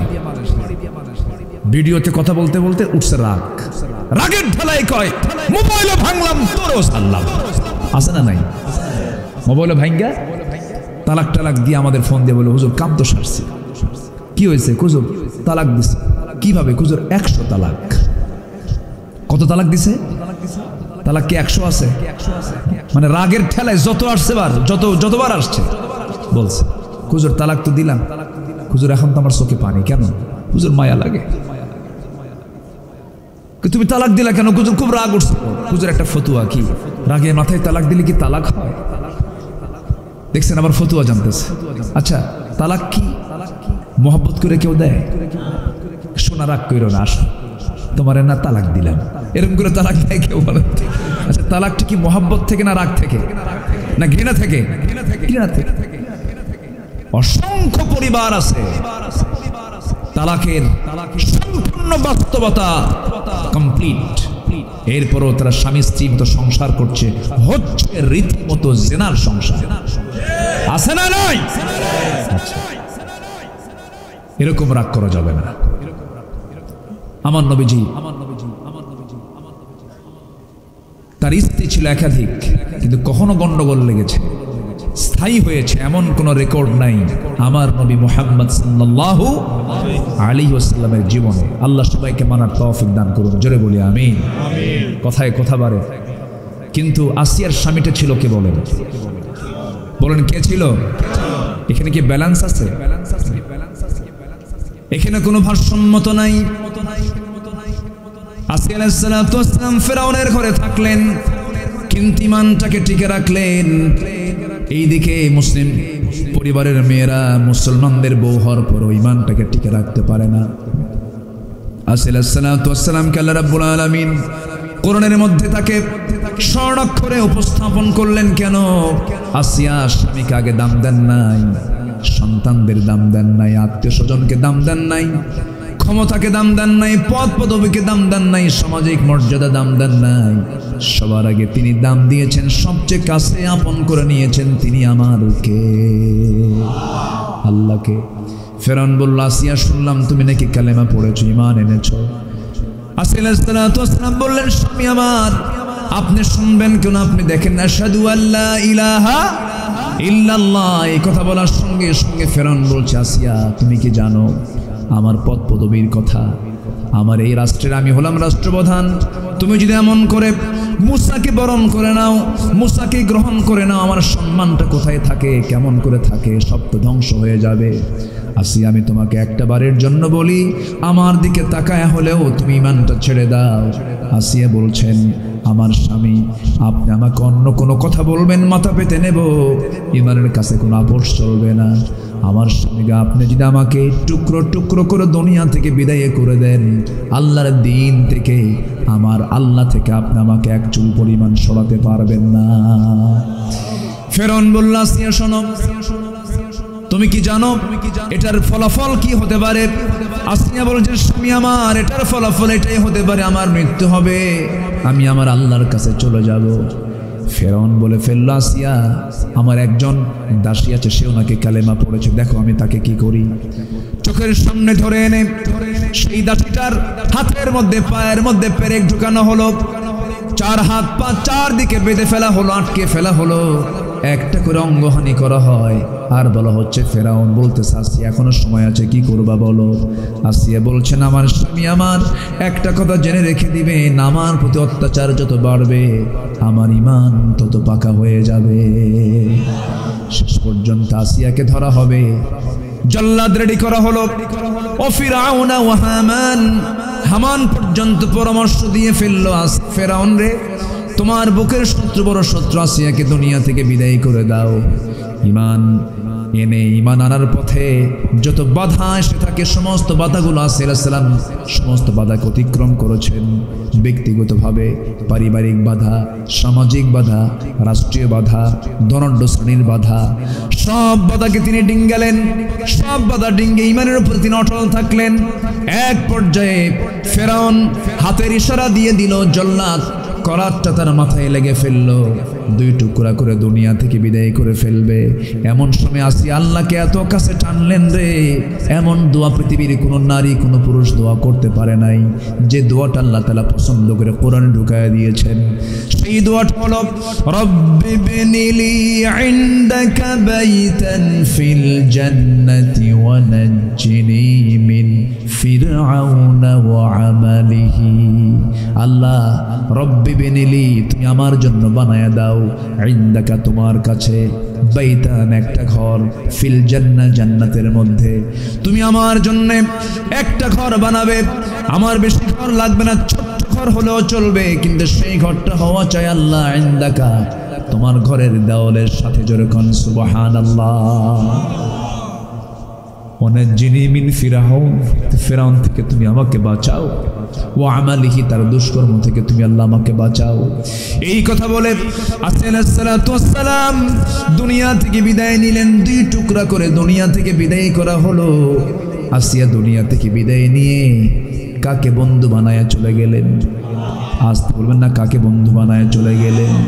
ইন্নামা ওয়ালিয়ুকুমুল্লাহু ওয়া রাসূলুহু ওয়াল্লাযীনা আমানুল্লাযীনা ইউকিমুনাস সালাহ ওয়া ইউতুনাজ যাকাতা ওয়া হুম রাকিউন। ও ঈমানদাররা, তোমাদের জীবনে তিনজন বন্ধু। নাম্বার 1 বন্ধু তিনি কে? আসতে বলবেন না, তিনি কে? নাম্বার 2 বন্ধু মুহাম্মদ সাল্লাল্লাহু আলাইহি ওয়াসাল্লাম। নাম্বার 3 হলো তোমাদের মধ্যে যারা ঈমানদার তারা বন্ধু। এই 3 বন্ধু তোমাদের দুনিয়াতেও কাজে লাগবে, আখিরাতেও কাজে লাগবে। বাকি যা তোমরা ভাবতেছো সব দুনিয়ার ক্ষণিক জীবনের বন্ধুত্ব, এগুলো মরার মধ্যে দিয়ে সব শেষ হয়ে যাবে।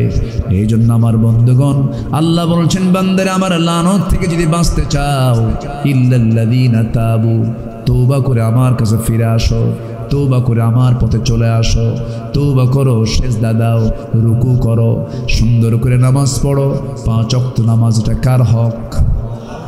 আসতে বলবেন না, কার হক? নামাজ না পড়লে সবচেয়ে বেশি রাগ করেন কে? আল্লাহর কাছে সবচেয়ে বড় অপরাধ কি? ছেড়ে দেওয়া। আসতে বলবেন না, কি ছেড়ে দেওয়া? আমার দেশের সবচেয়ে বড় অপরাধ কোনটা হয় বলেন? বলেন কি কি বলেন? নামাজ ছেড়ে দেওয়া। কিন্তু এটা নিয়ে কি কোনো কথা আছে? কোনো কথা নেই। অথচ আল্লাহ রাব্বুল আলামিন বলছেন, রাজত্ব পেয়েছো, ক্ষমতা পেয়েছো, তোমাকে আমি হুকুম দিলাম 4টা কাজ করবা। ইম্মাক্কান্নাহুম ফিল আরদ আকামুস সালাত ওয়া আতাউজ যাকাত ওয়া আমারু বিল মারুফ ওয়া নাহাউ আনিল মুনকার। নাম্বার 1 হলো নামাজ কায়েম করবে। নামাজ আছে যেখানে সুদ নাই, আস্তে নামাজ কায়েম যেখানে সুদ নাই সেখানে, নামাজ কায়েম যেখানে যাকাত থাকবে সেখানে। আল্লাহ তাআলা নামাজের বয়ান যেখানে করেছেন সেখানে যাকাতের বয়ান করেছেন। নামাজ আছে যেখানে যাকাত আছে সেখানে নামাজও কায়েম, যাকাতও কায়েম। সমাজ থেকে অভাব অনটন দূর হয়ে যাবে, সব এলোমেলো ভাব দূর হয়ে যাবে। দেশের টাকা দেশেই থাকবে, কোনো আতিপাতি, উচ্ছৃঙ্খল, দেশ বিরোধী, সমাজ বিরোধী, মানবতা বিরোধী অপরাধী এই সমস্ত নেতৃত্ব আর সমাজে টিকবে না। জোরে কোন ঠিক কিনা? আমার দেশকে এগিয়ে নিল কারা আর পিছিয়ে দিল কারা? এই প্রশ্ন যদি আপনাকে করি, একটু কান লাগায় শুনবেন। যদি বলি দেশকে এগিয়ে দিয়েছে কারা, ভুল হবে না।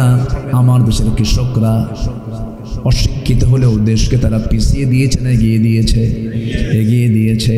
এই দেশের গার্মেন্টস শ্রমিক, সাধারণ শ্রমিক দেশকে পিছায় দিছে না আগায় দিছে? আগায় দিছে। আমার দেশের পোশাক শিল্প গোটা পৃথিবীতে চলে যায়, দেশের সম্পদের পরিমাণ বেড়ে যাচ্ছে ওই সমস্ত অশিক্ষিত শ্রমিকের শ্রম দ্বারা, কৃষকের দ্বারা। নাম্বার 3 হলো প্রবাসী। এই চট্টগ্রাম অঞ্চলের অসংখ্য পরিবার থেকে এই অশিক্ষিত প্রবাসী ভাইয়েরা এই দেশ ছেড়ে দিয়া হাজার হাজার মাইল দূরে গিয়া কত কষ্ট করে। নিজের চোখে দেখি বাইরে যখন সফরে যাই, 100 তলা 90 তলা বিল্ডিং এর মাথার উপরে পাখির মতো ঝুলতে ঝুলতে থাকে, রডের কাজ করে, কনস্ট্রাকশনের কাজ করে, গোটা শরীরটা তামা বানায় ফেলে। বাবারে দেখে না চোখে, মারে দেখে না চোখে, সন্তানকে দেখে না চোখে, বউকে দেখে না, এই যে হাজার হাজার মাইল দূরে গিয়া প্রবাস জীবনে থেকে এই রেমিটেন্স গুলো দেশে পাঠাচ্ছে, তারা অর্ধশিক্ষিত, তারা অশিক্ষিত মানুষ। এই প্রবাসী, এই শ্রমিক, এই অশিক্ষিত কৃষকরা দেশকে এগিয়ে নিয়ে গেল, কিন্তু দেশকে পিছিয়ে দিয়েছে এক শ্রেণীর শিক্ষিত নামের কলম চোরেরা। কিছু অসৎ নেতৃত্ব যারা দেশের টাকা বাইরে পাচার করে বেড়ায়, আছে না নাই? আমার ভাইয়েরা, সব বন্ধ হয়ে যেত, সব কিছু বন্ধ হয়ে যেত, বান্দা যদি তওবা করে ফিরে আসতো। কার পথে বলেন? আল্লাহর পথে। আর যদি বলতো আমরা আয়াত গোপন করব না, আমরা আয়াত সমাজে চালু করে দেব, সুদ চলবে না, যাকাত চলবে। আমার দেশে সুদ চালু না যাকাত চালু? মনে হয় বাঁশখালী উপজেলায় কোথাও সুদের কারবার হয় না। আছে সুদ? সুদ আছে?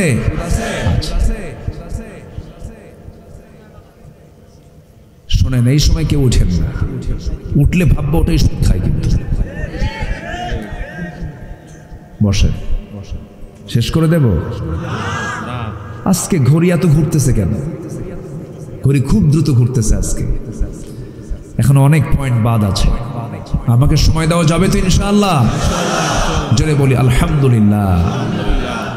যুবকরা, বিশেষ করে যুব সমাজ যারা আছো, আমি তোমার কাছে বিনীত আরজ করব, যে নেতা তোমাকে নামাজের কথা বলবে না, যে নেতার সামনে দাঁড়ালে তোমাকে ইয়াবা ট্যাবলেট দেবে, সিগারেট ধরায় দেবে, নামাজের আহ্বান করবে না, অসৎ নেতৃত্বের কথা বলবে, তোমাকে চরিত্রহীন করে তুলবে, তোমাকে চাঁদাবাজ বানাবে, তোমাকে রংবাজ বানাবে, তোমাকে কালোবাজারি শিখাবে, তোমাকে মিথ্যা শিখাবে, ফাঁকিবাজি নেতৃত্ব শিখাবে, ওই সমস্ত নেতৃত্বের মুখে তোমাকে জুতা মারতে হবে।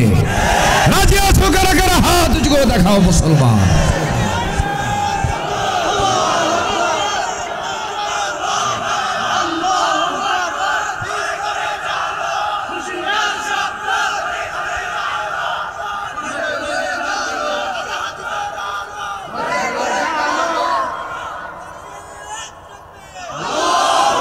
আল্লাহ কবুল করুন, জোরে বলি আমিন। আজান হলেই কোথায় যাবা? কোথায়? বাবাও যাবে, বাবার সাথে ছেলেও যাবে, ঠিক আছে না? ছেলে শুধু মার দুধ খাওয়া ছেড়ে দিলেই কোথায় যাবে? মার দুধ খাওয়া ছেড়ে দিছে, সঙ্গে সঙ্গে বাবার সাথে কই যাবে? মসজিদ। মার সঙ্গে কানেকশন হলো দুধ খাওয়া পর্যন্ত, দুধ খাওয়া শেষ, এরপর বাবার দায়িত্ব হলো কোথায় টেনে নিয়ে যাওয়া? মসজিদে। কিন্তু আমার দেশের মসজিদের কালচার একটু ভিন্ন এখনো আছে। শিশু বাচ্চা ঢুকলেই কিছু বুড়া লোকের অ্যালার্জি শুরু হয়, আছে না? এরকম আছে? শিশু বাচ্চা ঢুকলেই বুড়া লোকের অ্যালার্জি শুরু হয়, চোখে এরকম বড় বানায়, শিশুরা মনে করে এই তো মালাকুল মউত। আছে না? এরকম আছে না? এটা ঠিক না। আমার নবীজি নামাজে দাঁড়ান, আর হাসান হুসাইন রাদিয়াল্লাহু তাআলা আনহু নবীজির ঘাড়ে চড়ে। সুবহানাল্লাহ বলবেন না? নবীজি সাজদায় আছেন, ঘাড়ে বসে আছেন নাতি। রেগে গেছেন? রাখছেন? আর আজকের কিছু নানারা আছে শুধু টোকা মারলি বারুদের মতো জ্বলে। নাতিরা মনে মনে কে বুড়া মরবি কোন দিন। আমার নবীজি সেজদায় আছেন, 49 বার তসবিহ পড়েছেন, 49 বার। সরে না নাতি, স্বেচ্ছায় যখন সরে গেছে, আমার নবীজি সালাম ফিরে বললেন, নাতি আজকে তুমি আর বড় উপকার করেছো। কেন? তুমি থাকাতে ঘাড়ে আমার তসবিহটা লম্বা হয়ে গেছে। জোরে বলে সুবহানাল্লাহ। বাচ্চাদের সাথে নিয়ে নামাজ পড়তে হবে, বাবার সাথে মসজিদে যাও, নেতার সাথে দুর্গা পূজায় যাও না, ঠিক কিনা? মসজিদে যাও, ইমান ভালো হয়ে যাবে, মনে শান্তি পাবা। অশান্তি সেজদা দিবা। সাধারণত ফরজ নামাজে, জামাতের নামাজে বেশিক্ষণ তো সেজদা থাকা যায় না। নফল নামাজ যখন তুমি পড়তে নিবা, দেখবা খুব মনটা খারাপ, কেউ নাই, একাকী, নির্জনে। ওমিনাল লাইলি ফাতাহাজ্জাদ বিহি নাফিলাতাল লাক, একা রাত্রিবেলায় ঘরের কোনায় সেজদায় পড়ে কিছুক্ষণ কিছুক্ষণ তুমি তসবিহ জপবা, দেখবা তোমার সমস্ত শান্তি নামাজের মধ্য দিয়ে শেষ হয়ে গেছে। আল্লাহ কবুল করুন, আল্লাহ কবুল করুন। আলা মিন মুস্তাগফিরিন ফাগফির লাহ, আলা মিন মুস্তারজিকিন ফারজুক লাহ। কার ক্ষমার চাহিদা আছে আমি ক্ষমা করে দেব, কার রিজিকের সমস্যা আছে আমি রিজিক ভরাইয়া দেব। যেরকম সুবহানাল্লাহ। যুবকরা, কর্মসংস্থান নিয়ে টেনশন নাই, আমার মুখ যিনি বানিয়েছেন তার কর্মসংস্থানের টেনশন আছে। আমাকে নিয়ে সবচেয়ে বেশি টেনশন কার? আসতে বলবেন না কার? আমার দায়িত্ব হলো কাকে খুশি করা, আর আল্লাহর দায়িত্ব হলো আমার রিজিক দেওয়া। যেরকম সুবহানাল্লাহ, যেরকম সুবহানাল্লাহ। আমরা বুঝি না, আমরা জানি না, এই জন্য এই সিচুয়েশনগুলো তৈরি হয়। আমরা শিখবো, জিকির করি সুবহানাল্লাহ,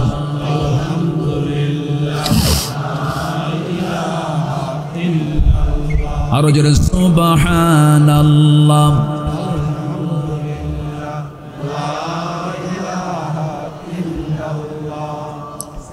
আরো জোরে সুবহানাল্লাহ,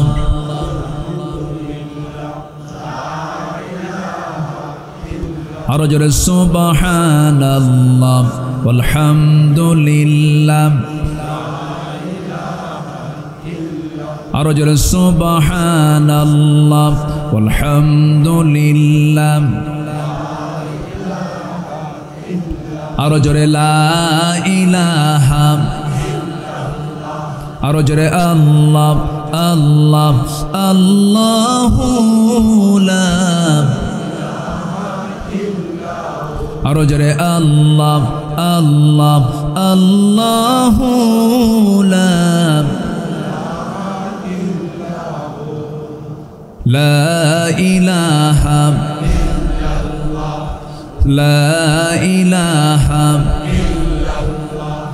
আসমানে আল্লাহ, জমিনে আল্লাহ, আসমানে আল্লাহ, জমিনে আল্লাহ, হায়াতে আল্লাহ, মৌতে আল্লাহ, লা ইলাহা,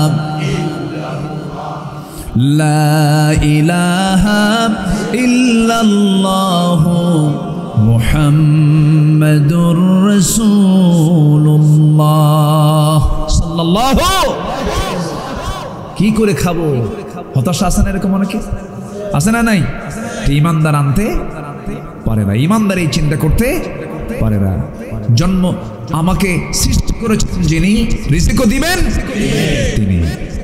এই আকীদা 100% থাকলে আল্লাহ তাআলা ওই বান্দাকে পাখির মতো রিজিক দিবেন। শক্তি দিয়ে যদি রিজিক আসতো, বনের সবচেয়ে শক্তিশালী প্রাণী হলো সিংহ, না খায় থাকে, কিন্তু থাকে না, শিকার নাই। আবার ছোট্ট বাবুই পাখি, বাসাটা দেখছেন? সবার নিচে না সবার উপরে? তাল গাছ কি ছোট না বড়? সবার উপরে। তাল গাছের একদম আগায় শক্ত ডালে এমন বাসা বানাইছে। কি ব্রেন তার, কি বিজ্ঞান, কি আর্কিটেকচার, কি ডিজাইন, কি তার ইঞ্জিনিয়ারিং প্ল্যান। এত সুন্দর বাসা, শীতাতপ নিয়ন্ত্রিত, কোথাও বাতাস নাই, ওখানে বাতাস এমনি উৎপন্ন হয়। একদম ঝুলন্ত বাসা। পৃথিবীর সমস্ত আর্কিটেকচার ইঞ্জিনিয়ার এক জায়গায় হয়ে যদি বলা হয় বাবুই পাখির মতো একটা বাসা বানায় দেখা, ওর 14 গোষ্ঠী পারবে? বাবুই পাখির মাথার ব্রেনের ওজন কত? মাথার ওজনও তো নাই। ওই মাথার মধ্যে আবার ব্রেন আছে, সেই ব্রেনটা হয়তো মোটর দানার মতো হতে পারে। এই ছোট্ট মোটর দানার মধ্যে ওড়ার গেমটাও তার মধ্যে আছে। কে দিয়েছেন বলেন? আল্লাহ দিয়েছেন। উড়ে বেড়ায়, সে তার ফ্লাই করে আবার বাসায় এসে। দেখেন না কি তার উন্নত জীবন না? আমাদের চেয়ে উন্নত জীবন না বলেন? আমরা রাস্তাঘাট কত ভাঙ্গা চূড়া দিয়ে কত কি চলি, আর ওর সরাসরি বাসায় এসে কি করে? ল্যান্ডিং করে। এই তো তার ল্যান্ডিং করে। এত সুন্দর বাসা, শীততাপ নিয়ন্ত্রিত, ওর মধ্যে আবার ড্রয়িং স্পেস আছে, এরপরে কমন স্পেস আছে, বেডরুম আছে, মাস্টার বেড আছে। মাস্টার বেডে বাবুই তার বউ নিয়ে শুয়ে থাকে। কমন রুমে বাচ্চাগুলো থাকে, ডিমগুলো থাকে। ড্রয়িং স্পেসে সোফা সেট আছে। কোনো মেহমান আসলে পরে দরজায় একটা কলিং বেল আছে, চাপ দিলে বাবুই পাখি বাইরে এসে ঠোঁটের সঙ্গে ঠোঁট মিলিয়ে সালাম কালাম দিয়া ওয়ালাহু আসলামা মান ফিস সামাওয়াতি ওয়াল আরদি তাওআন ওয়া কারহা, সালাম কালাম দিয়ে বলে দোস্ত আসছো বেড়াতে, কিছু খাবা, বসো এই জায়গা সোফা সেটে, ভিতরে যাইও না, বউ শুয়ে আছে। কথা বলছেন, ওদের মধ্যে ইসলাম মানা আছে। ওয়ালা তাফকাহুনা তাসবিহাহুম, প্রত্যেক প্রাণী তাসবিহ জপে। কার? আসতে বলবেন না, কার? আল্লাহ। ওর কি রিজিকের কোনো টেনশন আছে? খাদ্য গুদাম কয়টা? বাবুই পাখির খাদ্য গুদাম বাঁশখালী আছে, এক একটা আছে। ওদের মধ্যে কোনো খাদ্য নিয়ে সংকট আছে? কোনো মারামারি, ঠেলাঠেলি, গুতাগুতি মানুষের মধ্যে আসতে নাই? সম্মানিত ভাইরা, খাদ্যের কোনো সংকট নেই দুনিয়াতে, বন্টনের সংকট। খাদ্যের সংকট আল্লাহ রাখেন নাই, সংকট সৃষ্টি করেছে বন্টনের সংকট আজকে মানুষ নিজে, ঠিক কিনা? বন্টনের সংকট না হলে খাদ্যের সংকটও হবে না। কার কথা? আসতে বলবেন না, কার কথা? আল্লাহর কথা। কিছু শিরক আমরা করে ফেলি, কি করে খাবো, কি করে চলবো, না, আমাকে চালাবেন কে? ভাগ্যিস তোকে জোরে ধরছিলাম, তা না হলে তুই পড়েই যেতি। আছেন এরকম? আছেন? এই কথা বললে কি শিরক হয় না? বলেন, শিরক হয় না? তোকে ধরছিলাম বলে তুই ঠিক ছিলি। বলেন, এর মধ্যে গুনাহ আছে না নাই? বলেন, গুনাহ আছে না নাই? আচ্ছা ভাই, বিয়ের সব ব্যবস্থা করে রাখছি, বাকি আল্লাহ ভরসা। দেখছেন, আল্লাহরে ভরসা করে করছে, সব ব্যবস্থা বান্দা কইরা কয় বাকি কি? আচ্ছা, এটা কি বলা যাবে? আগে বলতে হবে ইনশাআল্লাহ। আল্লাহ যদি করেন, আমি তো ব্যবস্থা করছি, আল্লাহ যদি করেন তাহলেই তো হবে। সব ব্যবস্থা শেষ, বাকি আল্লাহ ভরসা। ওই বাপরে বাপ, আছে না নাই? বলেন তো, এই জাতীয় কথার মধ্যে ভুল আছে না নাই? আচ্ছা, একদম চিন্তা করবেন না, সবকিছু সময় মতো ঠিকঠাক হয়ে যাবে। এরকম আছে না? ইনশাল্লাহ কয় না, ঠিক আছে না? ইনশাল্লাহ না বললে কি কথার মধ্যে শিরিক আছে না নাই? আচ্ছা, খুব ভালো ডাক্তার, তার এক ডোজ ওষুধ খাইয়া আমি ভালো হয়ে গেছি, আছে না? এরকম বলে কিনা? বলেন, বলে। শিরিক আছে না নাই? আছে না? আচ্ছা, আপনি ছিলেন বলে আমি বেঁচে গেছি, তাছাড়া আমি শেষ, আছে কিনা? এই সমস্ত কথাগুলো বলে না, বলে না, বলে না, বলে। একটা ওয়ার্ডেও জানো আমার আল্লাহ পিছনে না যান, এই বিষয়ে ইমানদারের সতর্ক সবার পরে না সবার আগে থাকতে হবে, সবার আগে। সবসময় বলবো, মুখে কার জিকির? আল্লাযীনা ইয়াযকুরুনাল্লাহা কিয়ামান ওয়া কুউদান ওয়া আলা জুনুবিহিম। সব সময়ের জন্য আমার মুখে থাকতে হবে সবার আগে কার নাম? আল্লাহর নাম। আল্লাহ তুমি সবাইকে বোঝার তৌফিক দাও। ফিরে আসবো কার পথে? নামাজ 5 ওয়াক্ত ছাড়বো না। কারা কারা একটু হাত তুলে দেখেন, জোরে বলি ইয়া আল্লাহ, আরো জোরে ইয়া আল্লাহ। আমাদেরকে 5 ওয়াক্ত সালাত আদায় করার তৌফিক তুমি আল্লাহ দিয়া দাও। জোরে বলি আমিন, আরো জোরে আমিন, আরো জোরে আমিন। আল্লাহ কবুল করুন। মায়েরা কি মাহফিল শুনতেছে? আছে? তাই এতক্ষণ আমরা বলেন নাই কেন? আচ্ছা, মা বোন তো মাহফিল আসছে, মাশাআল্লাহ, ভালো। মাহফিলে কি কোনো মহিলা বোরকা ছাড়া আসছে? মনে হয় না। মাহফিল বোরকা না পড়লে কেমন হয়? না, মাহফিলে খুব কম না, সবাই বোরকা পরে আসছে। কিন্তু মার্কেটে কি করে? মার্কেটে বোরকা পরে না, ছাড়ে। আচ্ছা, এই জায়গায় যারা মাহফিলে আসছেন মায়েরা, তাদেরকে দেখার কি কোনো সুযোগ আছে? তারা তো আড়ালই আছে। আড়ালের মধ্যেও আড়াল, আড়ালের মধ্যেও আড়াল। মার্কেটে কয়টা আড়াল আছে? কোন আড়াল আছে? এই শীতের ভিতরে, এই মহাশীত, এর মধ্যেও কিছু মহিলা আছে গায়ে কাপড় চোপড় পরে না। আমরা যে আল্লাহ কি দিয়ে বানাইছে আল্লাহ জানে। আছে না এরকম? আছে না? আচ্ছা আচ্ছা, মেয়েরা যে সাজে, মেয়েরা যে সাজবে গুজবে, আল্লাহ তাআলা তাদেরকে সাজার জন্য বলেছেন। এই সাজগোজ যে করবে তার লক্ষ্য কি? কাকে দেখানোর জন্য? যার স্বামী নাই, বয়ফ্রেন্ড। দেখছেন কয় ঠিক? এই কিসের জন্য ঠিক হয়েছে এখানে? বয়ফ্রেন্ডকে দেখানো যাবে? আচ্ছা, কোনোদিন কি কোনো পার্কে, ম্যাক্সিমাম যে সমস্ত পার্কগুলো আমরা চোখের সামনে দেখি, আমরা এই সমস্ত পার্কে যে জোড়ায় জোড়ায় বসে, এরা কি সবাই হাজব্যান্ড ওয়াইফ? ম্যাক্সিমাম মনে হয় হাজব্যান্ড ওয়াইফ হবে। এরা কি? হ্যাঁ, আচ্ছা, পার্কের নাম হলো শিশু। পার্কের নাম কি? বসে আছে কারা? শিশুর খালা। শিশুর কে? খালা বসে আছে। তাহলে শিশু পার্ক নাম দেওয়ার কি দরকার ছিল? যেটাতে আসলে বিনোদনের জন্য শিশুদের চিত্ত বিনোদন হবে, এই জন্য নাম রাখা হয়েছে কি? শিশু পার্ক। সেই পার্কে শিশু নাই, খালারা বসে সারাদিন গল্প করে। এত গল্প, গল্প আনলিমিটেড। গল্প কি? আনলিমিটেড। সমস্ত গল্পের মূল প্রতিবাদ্য ভাষা একটাই, তুমি আমার, আমি তোমার। তাছাড়া আর কিছু আছে? আর কিচ্ছু নাই। এই যে দুষ্টামিগুলো করতেছে, এগুলো ওয়াজ করে কি বন্ধ হবে? আসতে বলো, ওয়াজ করে কি বন্ধ হবে? এগুলো বন্ধ হওয়ার জন্য বেশি কিছু না। ওই শিশু পার্কের সামনে শুধু 2টা পুলিশ। কয়টা পুলিশ বলেন? খালি বলতে হবে যে জোড়ায় জোড়ায় আসলে জোড়ায় জোড়ায় হ্যান্ডকাপ লাগাবা। কথা বোঝেন নাই? খালি জোড়ায় জোড়ায় লাগাবে হ্যান্ডকাপ। ওখানে কি তখন কি আর খালারা আসবে না শিশুরা যাবে? খালাদের অত্যাচারে শিশুরা যাই না, তোরাই কর।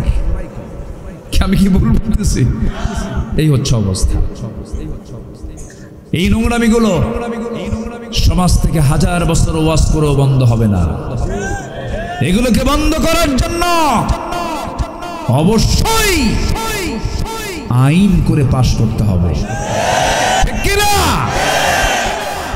1000 বছর ওয়াজের ফলাফল যা হবে, শুধু একদিন বলবে স্বামী স্ত্রী পরিচয় ছাড়া কোনো জোড়া দেখলেই একদম জোড়া জোড়া নিয়ে আসা হবে থানায়, দেখবেন সব ঠিক। তখন আর জোড়া হবে না বেজোড়া হবে? সব বেজোড় থাকবে, একদম ইনফেরাদি, ইসলামাই নাই, সব ইনফেরাদি হয়ে যাবে। আবার কয় ওয়াকুনতুম আজওয়াজান সালাসা, আছে না? সম্মানিত ভাইয়েরা, শেষ করে দিই নাকি?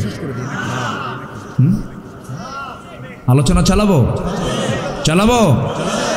আচ্ছা, এই গার্লফ্রেন্ড কার কার আছে? ওটাকে কি বানাতে হবে? মুসলমান। ওকে পরিষ্কার বানাতে হবে। মোবাইলও খুব খারাপ জিনিস। মোবাইলটাকে সুন্দর করে তোমার মতো করে সাজিয়ে নেবে, কোরআন দিয়ে হাদিস দিয়ে সুন্দর করে সাজায় নেবে। অসংখ্য পরিবার আজকে ধ্বংস হয়েছে এই ডিভাইসের কারণে। অসংখ্য পরিবার, কার ইনবক্সে কে ঢোকে হিসাব নাই। ইনবক্সে ঢুকে কার বউ কে নিয়ে চলে গেছে, এরকম রেকর্ড তো বাসখালী নাই। চেয়ারম্যান সাহেবরা আছে নাকি এখানে? জানার তো কথাই। হ্যাঁ, রিপোর্ট তো প্রায় যায় তাদের কাছে, কার বউ কে নিয়ে যায়। ঠাকুরগার মেয়ে, কি বলে, চুয়াডাঙ্গার মেয়ে যশোর বিয়ে হয়েছে ঠাকুরগা। আমি খাইতে বসছি চুয়াডাঙ্গার মাহফিলে গিয়ে, একজন ভাই বলে হুজুর দোয়া করেন, আমার বড় মেয়েটার জন্য বিয়ে দিয়েছে ঠাকুরগা। আপনি চুয়াডাঙ্গার মানুষ, ঠাকুরগা বিয়ে দিন 300 মাইল দূরে। এই বিয়ের ঘটককে? হুজুর মোবাইল ঘটক। তো বললাম মোবাইল কিনে দিচ্ছেন কেন? হুজুর সায়েন্সের ছাত্রী, অনলাইনে ক্লাস, কিন্তু ও যে আরেকটা ক্লাস করছে তা তো জানি না। কি কথা, কি বুঝে গেল? এগুলো কি বলার দরকার আছে না বাবারা? আছে না? দরকার আছে না? নিজে ভালো থাকবা, মনে খুব তৃপ্তি পাবা, আনন্দ পাবে, ভালো লাগবে। সাইয়েদনা ইউসুফের সঙ্গে জান্নাত হয়ে যাবে। ইউসুফ আলাইহিস সালাতু ওয়াস সালাম তিনি কি কারো টোপে গিলেছেন নিজেকে? কোন ফাঁদে তিনি পা দেননি। জাকারিয়া আলাইহিস সালাতু ওয়াস সালামকে অভিযোগ দিয়েছে তারা ছিলেন বিশ্বের সবচেয়ে শ্রেষ্ঠ চরিত্রের অধিকারী। বলেন আলহামদুলিল্লাহ। আল্লাহ তাআলা যৌন কামনাকে খারাপ বলেননি, জায়েজ বলেছেন, কিন্তু এটাকে চান আল্লাহ দেখতে অবৈধ না বৈধ? বৈধ দেখতে চান। যুবকরা রাগ করতেছে নাকি তোমরা? তোমরাই পারবে দেশকে সামনের দিকে এগিয়ে নিতে। এগিয়ে নেওয়ার জন্য 1 নম্বর শর্ত হলো চরিত্র হতে হবে আমার নবীর দেখানো চরিত্রের মতো। নামাজ 1 নম্বর কি? নামাজ। নোংরা কোনো সম্পর্ক রাখা যাবে যাবে না, নোংরা কোনো সম্পর্ক রাখা যাবে না। ফিরে আসো। ইল্লাল্লাযীনা তাবু, যারা তওবা করবে, যারা ফিরে আসবে। ভুল করেছো, আমার কাছে মাফ চেয়ে নাও, আমি তোমাকে মাফ করে দেব। ওয়া আসলাহু, যারা সংশোধন করবে। ওয়াবায়্যানু, যারা সুস্পষ্ট হয়ে যাবে, ক্লিয়ার করে ফেলবে। আল্লাহ বলছেন ওই সমস্ত বান্দাদের তওবা আমি আল্লাহ কবুল করব, আমি আল্লাহ তাদেরকে মাফ করে দেব, আমি আল্লাহ গোপন করে ফেলবো। কিন্তু শর্ত হলো তোমাকে তওবা করে আমার দিকে ফিরে আসতে হবে। তওবা কাকে বলে? তওবা তো তার নাম। কোন গুনাহ করে ফেলেছিস, সেই গুনাহকে সামনে এনে আল্লাহর সামনে বলবো, আল্লাহ যে গুনাহটা করেছিলাম এই গুনাহ আমার জীবনে আমার দ্বারা আর কোনোদিন হবে না, আল্লাহ তুমি আমাকে মাফ করে দাও। আমি আপনাদেরকে কোরআন এবং হাদিসের রেফারেন্সকে সামনে রেখে বলতে চাই, এই সমস্ত শর্ত পূরণ করে যদি কোনো বান্দা তওবা করে, আল্লাহ তার সকল তওবাকে কবুল করে নেবেন। জোরে বলে সুবহানাল্লাহ। এটা কার কথা? আল্লাহর কথা। আমার বন্ধুগণ, নোংরামি কোনো পথে যেও না। আমার মা, নোংরামির কোনো পথে যাওয়া যাবে না। আমার বোনরা যারা মাহফিলে আসছেন, আমার আম্মা বোনরা যারা আসছেন, তাদেরকে আমি করজোরে মিনতি জানাই, নোংরামি পথে যাবেন না। হারামের মধ্যে কোনো আরাম, হারামের মধ্যে কোনো আরাম নাই। স্বামীকে দাম দেওয়ার চেষ্টা করবেন, স্বামীকে সম্মানের চোখে দেখবেন, স্বামীকে গুরুত্ব দিবেন। আখির জামানায় সবচাইতে বড় একটা ফিতনা আমরা লক্ষ্য করছি, সেটা হলো স্বামী বউকে দাম দেয় না, বউ স্বামীকে দাম দেয় না। এই বিষয়টা খেয়াল করতে হবে। সম্মান সবার আছে, স্বামীকে সম্মানের চোখে দেখতে হবে, স্বামীকে শ্রদ্ধার চোখে দেখতে হবে। উম্মে সুলাইম নামে একজন মহিলা সাহাবী, সন্তান তার ঘরে, স্বামী চলে গেছেন, দূর দেশে সফরে বের হয়েছেন। 7 দিন 8 দিন যাবৎ স্বামী নাই। স্বামী দূর দেশ থেকে সফর করে ফিরে আসবেন যেদিন, হঠাৎ করে উম্মে সুলাইমের ছেলে দুনিয়া থেকে বিদায় নিয়েছেন। যখন তিনি দুনিয়া থেকে বিদায় নিয়েছেন, বিদায় নেওয়ার সঙ্গে সঙ্গে উম্মে সুলাইম মনে মনে চিন্তা করেন, স্বামী তো আমার বিদেশে চলে গেছে, বাইরে চলে গেছে, সফরে চলে গেছে। সন্তানটা মারা গেল, আজকে বিকালবেলা আসবে। আমি যদি আমার সন্তান মৃত্যুর কথা আমার স্বামীকে জানাই, স্বামী আমার চরম কষ্ট পাবেন, স্বামী আমার মন খারাপ করে ফেলবেন। না, স্বামীকে আগে বলবো না। সন্তানটা মৃত, লাশ পাশের ঘরে শোয়া রেখেছেন, চাদর মুড়ি দিয়ে রেখেছেন। স্বামী আসবেন বিকালবেলা, কাউকে জানান নাই, প্রতিবেশীকেও জানান নাই। স্বামী আসবেন বলে সুন্দর করে মাথা থেকে পা পর্যন্ত সাজগোজ করে নিয়েছেন স্বামীকে সন্তুষ্ট করার জন্য। স্বামী যখন দরজার কাছে দাঁড়াইছে, আস্তে করে দরজা খুলে দিয়েছেন। দরজা খোলার সঙ্গে সঙ্গে সালাম বিনিময় হয়ে গেল। সঙ্গে সঙ্গে স্বামী প্রশ্ন করছে, আমার স্ত্রী তুমি কেমন আছো? ভালো আছো আলহামদুলিল্লাহ। আমার কলিজার টুকরা সন্তানটা কেমন আছে? আগের চাইতে আরও বেশি আরামে আছে। বুঝতে দেন নাই, হিকমতপূর্ণ কথা বলেছেন। যারা জ্ঞানী মানুষ, ইমানদার মানুষ, তাদের কথার মধ্যে হিকমত আছে না নাই? মিথ্যাও হবে না, বিজ্ঞচিত কথা মুখ থেকে বের হবে। স্বামী এটা টের পান নাই। হাদিস উম্মে সুলাইম রাদিয়াল্লাহু তাআলা আনহা স্বামীর সঙ্গে সহবাস করলেন, সন্তুষ্ট করার চেষ্টা করলেন, চিত্ত বিনোদন করলেন, হাসলেন। কিন্তু কিছুক্ষণ পর স্বামী বলছেন, আমার স্ত্রী ঘরের মধ্যে অনেকক্ষণ ধরে আনাগোনা করলাম, কিন্তু আমার সন্তানের কোনো আওয়াজ পাচ্ছি না। সন্তান আমার কোথায় আছে ভালো করে বলো তো। এবার এই কথা শোনার সঙ্গে সঙ্গে স্ত্রীর চোখে পানি টলমল করছে। স্ত্রী বলছেন, স্বামী আমার মনক্ষুণ্ণ হবেন না, আল্লাহর কসম করে বলি আমি আপনার সন্তুষ্টির জন্য এটা করেছি। আপনি কষ্ট করে আসবেন, 7 দিন পর আপনার মনটা আগে ভালো করা দরকার। আমার সন্তান তেমন দেশে বেড়াতে গেছে যে দেশ থেকে কোনোদিন আর মানুষ ফিরে আসে না। এই কথা বলার সঙ্গে সঙ্গে স্বামীর মন খারাপ হয়ে গেল, চোখে পানি চলে এলো। শোনো আমার স্ত্রী উম্মে সুলাইম, আমি বড় মন খারাপ করেছি, তুমি আমাকে কেন নাপাকি হওয়ার পূর্বে বললে না? নবীর কাছে গিয়ে আমি নালিশ দেব। দৌড়ে রসুলের কাছে গিয়ে বলছেন, ইয়া রাসূলুল্লাহ, উম্মে সুলাইম আমার সঙ্গে এমন আচরণ করলো কেন? রাসূল বলছেন, ও সাহাবী আমার উম্মে সুলাইম, আমার অত্যন্ত কাছের সাহাবী, মহিলা সাহাবী, যে পরিমাণ ধৈর্যের পরিচয় দিয়েছে, যে পরিমাণ তোমাকে ভালোবাসার বহিঃপ্রকাশ ঘটিয়েছে, উম্মে সুলাইম সারা জীবন যত আমল করেছে, গতকালকের আমলটা তার জীবনের শ্রেষ্ঠ আমল বলে আল্লাহর দরবারে বিবেচিত হয়েছে। জোরে বলুন সুবহানাল্লাহ, আর জোরে বলুন সুবহানাল্লাহ। আমার রাসূল বলছেন, ও সাহাবী চিন্তা করো না, সন্তান তো বিদায় হয়ে গেছে, কেঁদো না, সন্তানকে বিদায় দিয়ে দাও। আমি তোমাদের জন্য দোয়া করছি, আল্লাহ যেন তোমাদেরকে নেক্সট সন্তান দিয়ে দেন।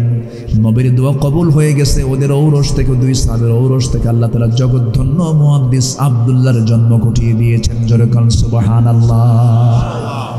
স্বামীর দাম আছে, এই বিষয়টা বুঝবেন। আবার মা বোন, হয়তো আপনি মনে মনে চিন্তা করেন, হুজুর শুধু স্বামীদের কথাই বলেন, আমাদের কথা তো কিছুই বললেন না, একটু আমাদের কথা বলেন। আমার ভাইরা, বইয়ের দাম আছে না নাই বলেন? আসতে বলবেন না, আছে না নাই? রাসূল বলেছেন, যে স্ত্রী বলবে আমার স্বামী ভালো, আল্লাহ বলবেন ওই বান্দাটা ভালো। তাহলে এখন বলেন, স্ত্রীর কাছেও ভালো থাকার দরকার আছে না নাই? আসতে বলবেন না, আছে না নাই? আম্মা জান আয়েশা বলেন, আমি মাঝে মাঝে অসুস্থ হয়ে পড়তাম, রাসূল আমাকে এমন করে সুন্দর করে আমার কাপড় চোপড় ধুয়ে দিতেন, আমার রান্না বান্না করে দিতেন। আমি যখন দেখতাম রাসূল অনেক রাত্রে ঘরের মধ্যে ঢুকেছেন, যুদ্ধ শেষ করে, বৈঠক শেষ করে, ঘরের মধ্যে কোনো খাবার নাই, আমাকে ডাকতেন না। দরজা শুধু আমার ঘরেই ছিল, কাঠের দরজা, বাকি স্ত্রীদের ঘরে কোনো দরজাই ছিল না। আমার ঘরের দরজাটা আস্তে করে খুলতেন, ডাকতেন না। আমি যদি ঘুমটা আমার ভেঙে যায়, আস্তে করে না ডেকে ঘরের মধ্যে ঢুকে বাসনে হাত দিতেন, খাবার ছিল না। যখন কোনো খাবার নাই, রাগও করতেন না। আস্তে করে গ্লাসের পানিটা শেষ রাত্রে খেয়ে শুধু পানি পান করে আমার নবজি রোজার নিয়তে রোজা রেখেছেন। জোরে বলুন সুবহানাল্লাহ।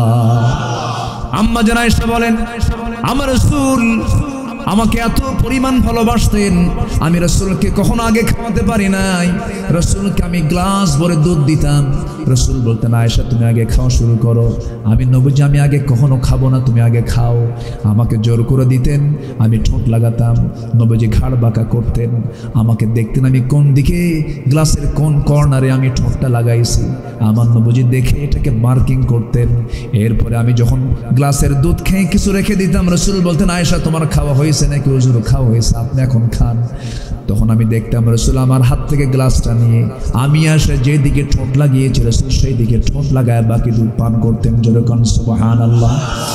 আম্মা জান আয়েশা বলেন, আমি রাসূলকে সহজ আগে সালাম দিতে পারতাম না, রাসূল আমাকে আগে সালাম দিয়ে দিতেন।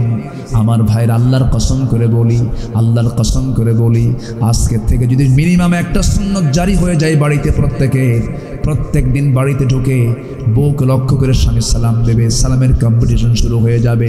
সালাম নামটা আল্লাহর, সালাম নামটা কার বলেন? আল্লাহর। বান্দার জীবনের সবচেয়ে পরস্পর শ্রেষ্ঠ দোয়া হলো সালাম। সালাম দিয়ে যদি স্বামী স্ত্রীর সম্পর্ক শুরু হয়ে যায়, আল্লাহর কসম সমস্ত শয়তান ওয়াসওয়াসা ওই পরিবার থেকে দূর হয়ে যাবে। আল্লাহ কবুল করুন। সবাই কি বউকে সালাম দিবেন না? মনে মনে হুজুর কি আমল শিখালেন, ওদের দাম তো আরো বাড়বে, এরকম ভাবতেছেন নাকি? সবাইকে সালাম দিতে রাজি আছেন? যুবকরাও প্রস্তুত। কি ব্যাপার, তোমরা তো বিয়ে ঠিক করো নাই, তোমরা আবার কাকে সালাম দিবা? জি আল্লাহ তুমি সবাইকে বোঝার তৌফিক দাও। জোরে বলি আল্লাহুম্মা আমিন। রাসূল তো আগে সালাম দিতেন সবসময়ের জন্য, কেউ তাকে আগে সালাম দিতে পারতো না। একদিন আমার রাসূল হেঁটে হেঁটে যাচ্ছিলেন, এক সাহাবী ভাবলেন রাসূলকে আগে সালাম দিতে পারেন, আজকে যেমন করে ওকে আগে সালাম দিল।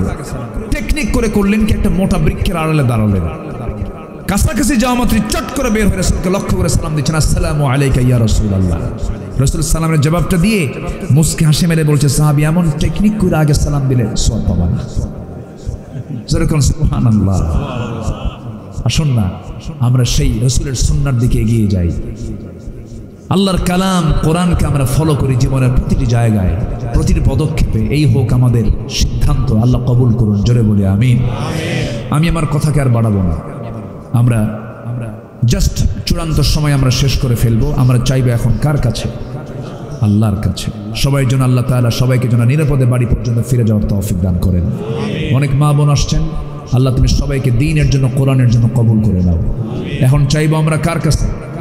আল্লাহর কাছে। আপনাদের মৌসুম দেখে মনে হচ্ছে আপনারা ফজর পর্যন্ত থাকবেন, দেখছেন? তাও কে ইনশাআল্লাহ থাকবেন সবাই? আলোচনা চলুক, হুজুর মরুক। খুব ভালো আপনারা জি থাকুন। আমরা এখন দোয়া করি। আমরা চাইবো কার কাছে? আল্লাহর কাছে আমরা চাবো ইনশাআল্লাহ। আল্লাহ আমাদের সকলের গুনাহগুলোকে মাফ করে দিন। আল্লাহ আমাদের হৃদয়কে প্রশান্ত করে দিন, মনকে স্থির করে দিন, আল্লাহর দিকে রুজু করে দিন, কোরআনমুখী বানিয়ে দিন, হাদিসমুখী বানিয়ে দিন, ইসলামমুখী বানিয়ে দিন। জোরে বলি আল্লাহুম্মা আমিন। এই মাহফিলকে সফল করতে গিয়ে প্রশাসন ভাইদের ধন্যবাদ জ্ঞাপন করছি। তারা মাহফিলের অনুমতি প্রদান করেছেন। আশপাশে যারা আছেন আল্লাহ তাআলা তুমি সবার খেদমতকে তুমি আল্লাহ কবুল করো। আমাদের কাউন্সিলর মহোদয়কে তুমি আল্লাহ কবুল করো। এখানে ওলামা হযরত অনেকে আছেন, সবাইকে তুমি আল্লাহ কবুল করো। সবাই নামাজের মতো করে বসে আমরা চাইবে এখন কার কাছে? আল্লাহর। সবাই বলে সুবহানাকাল্লাহুম্মা ওয়া বিহামদিকা আশহাদু আল্লা ইলাহা ইল্লা আনতা আস্তাগফিরুকা ওয়া আতুবু ইলাইকা।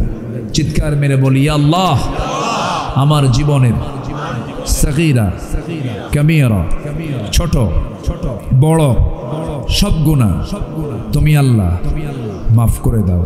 জোরে বলুন ইয়া রাব্বাল আলামিন, ইয়া রাব্বাল আলামিন।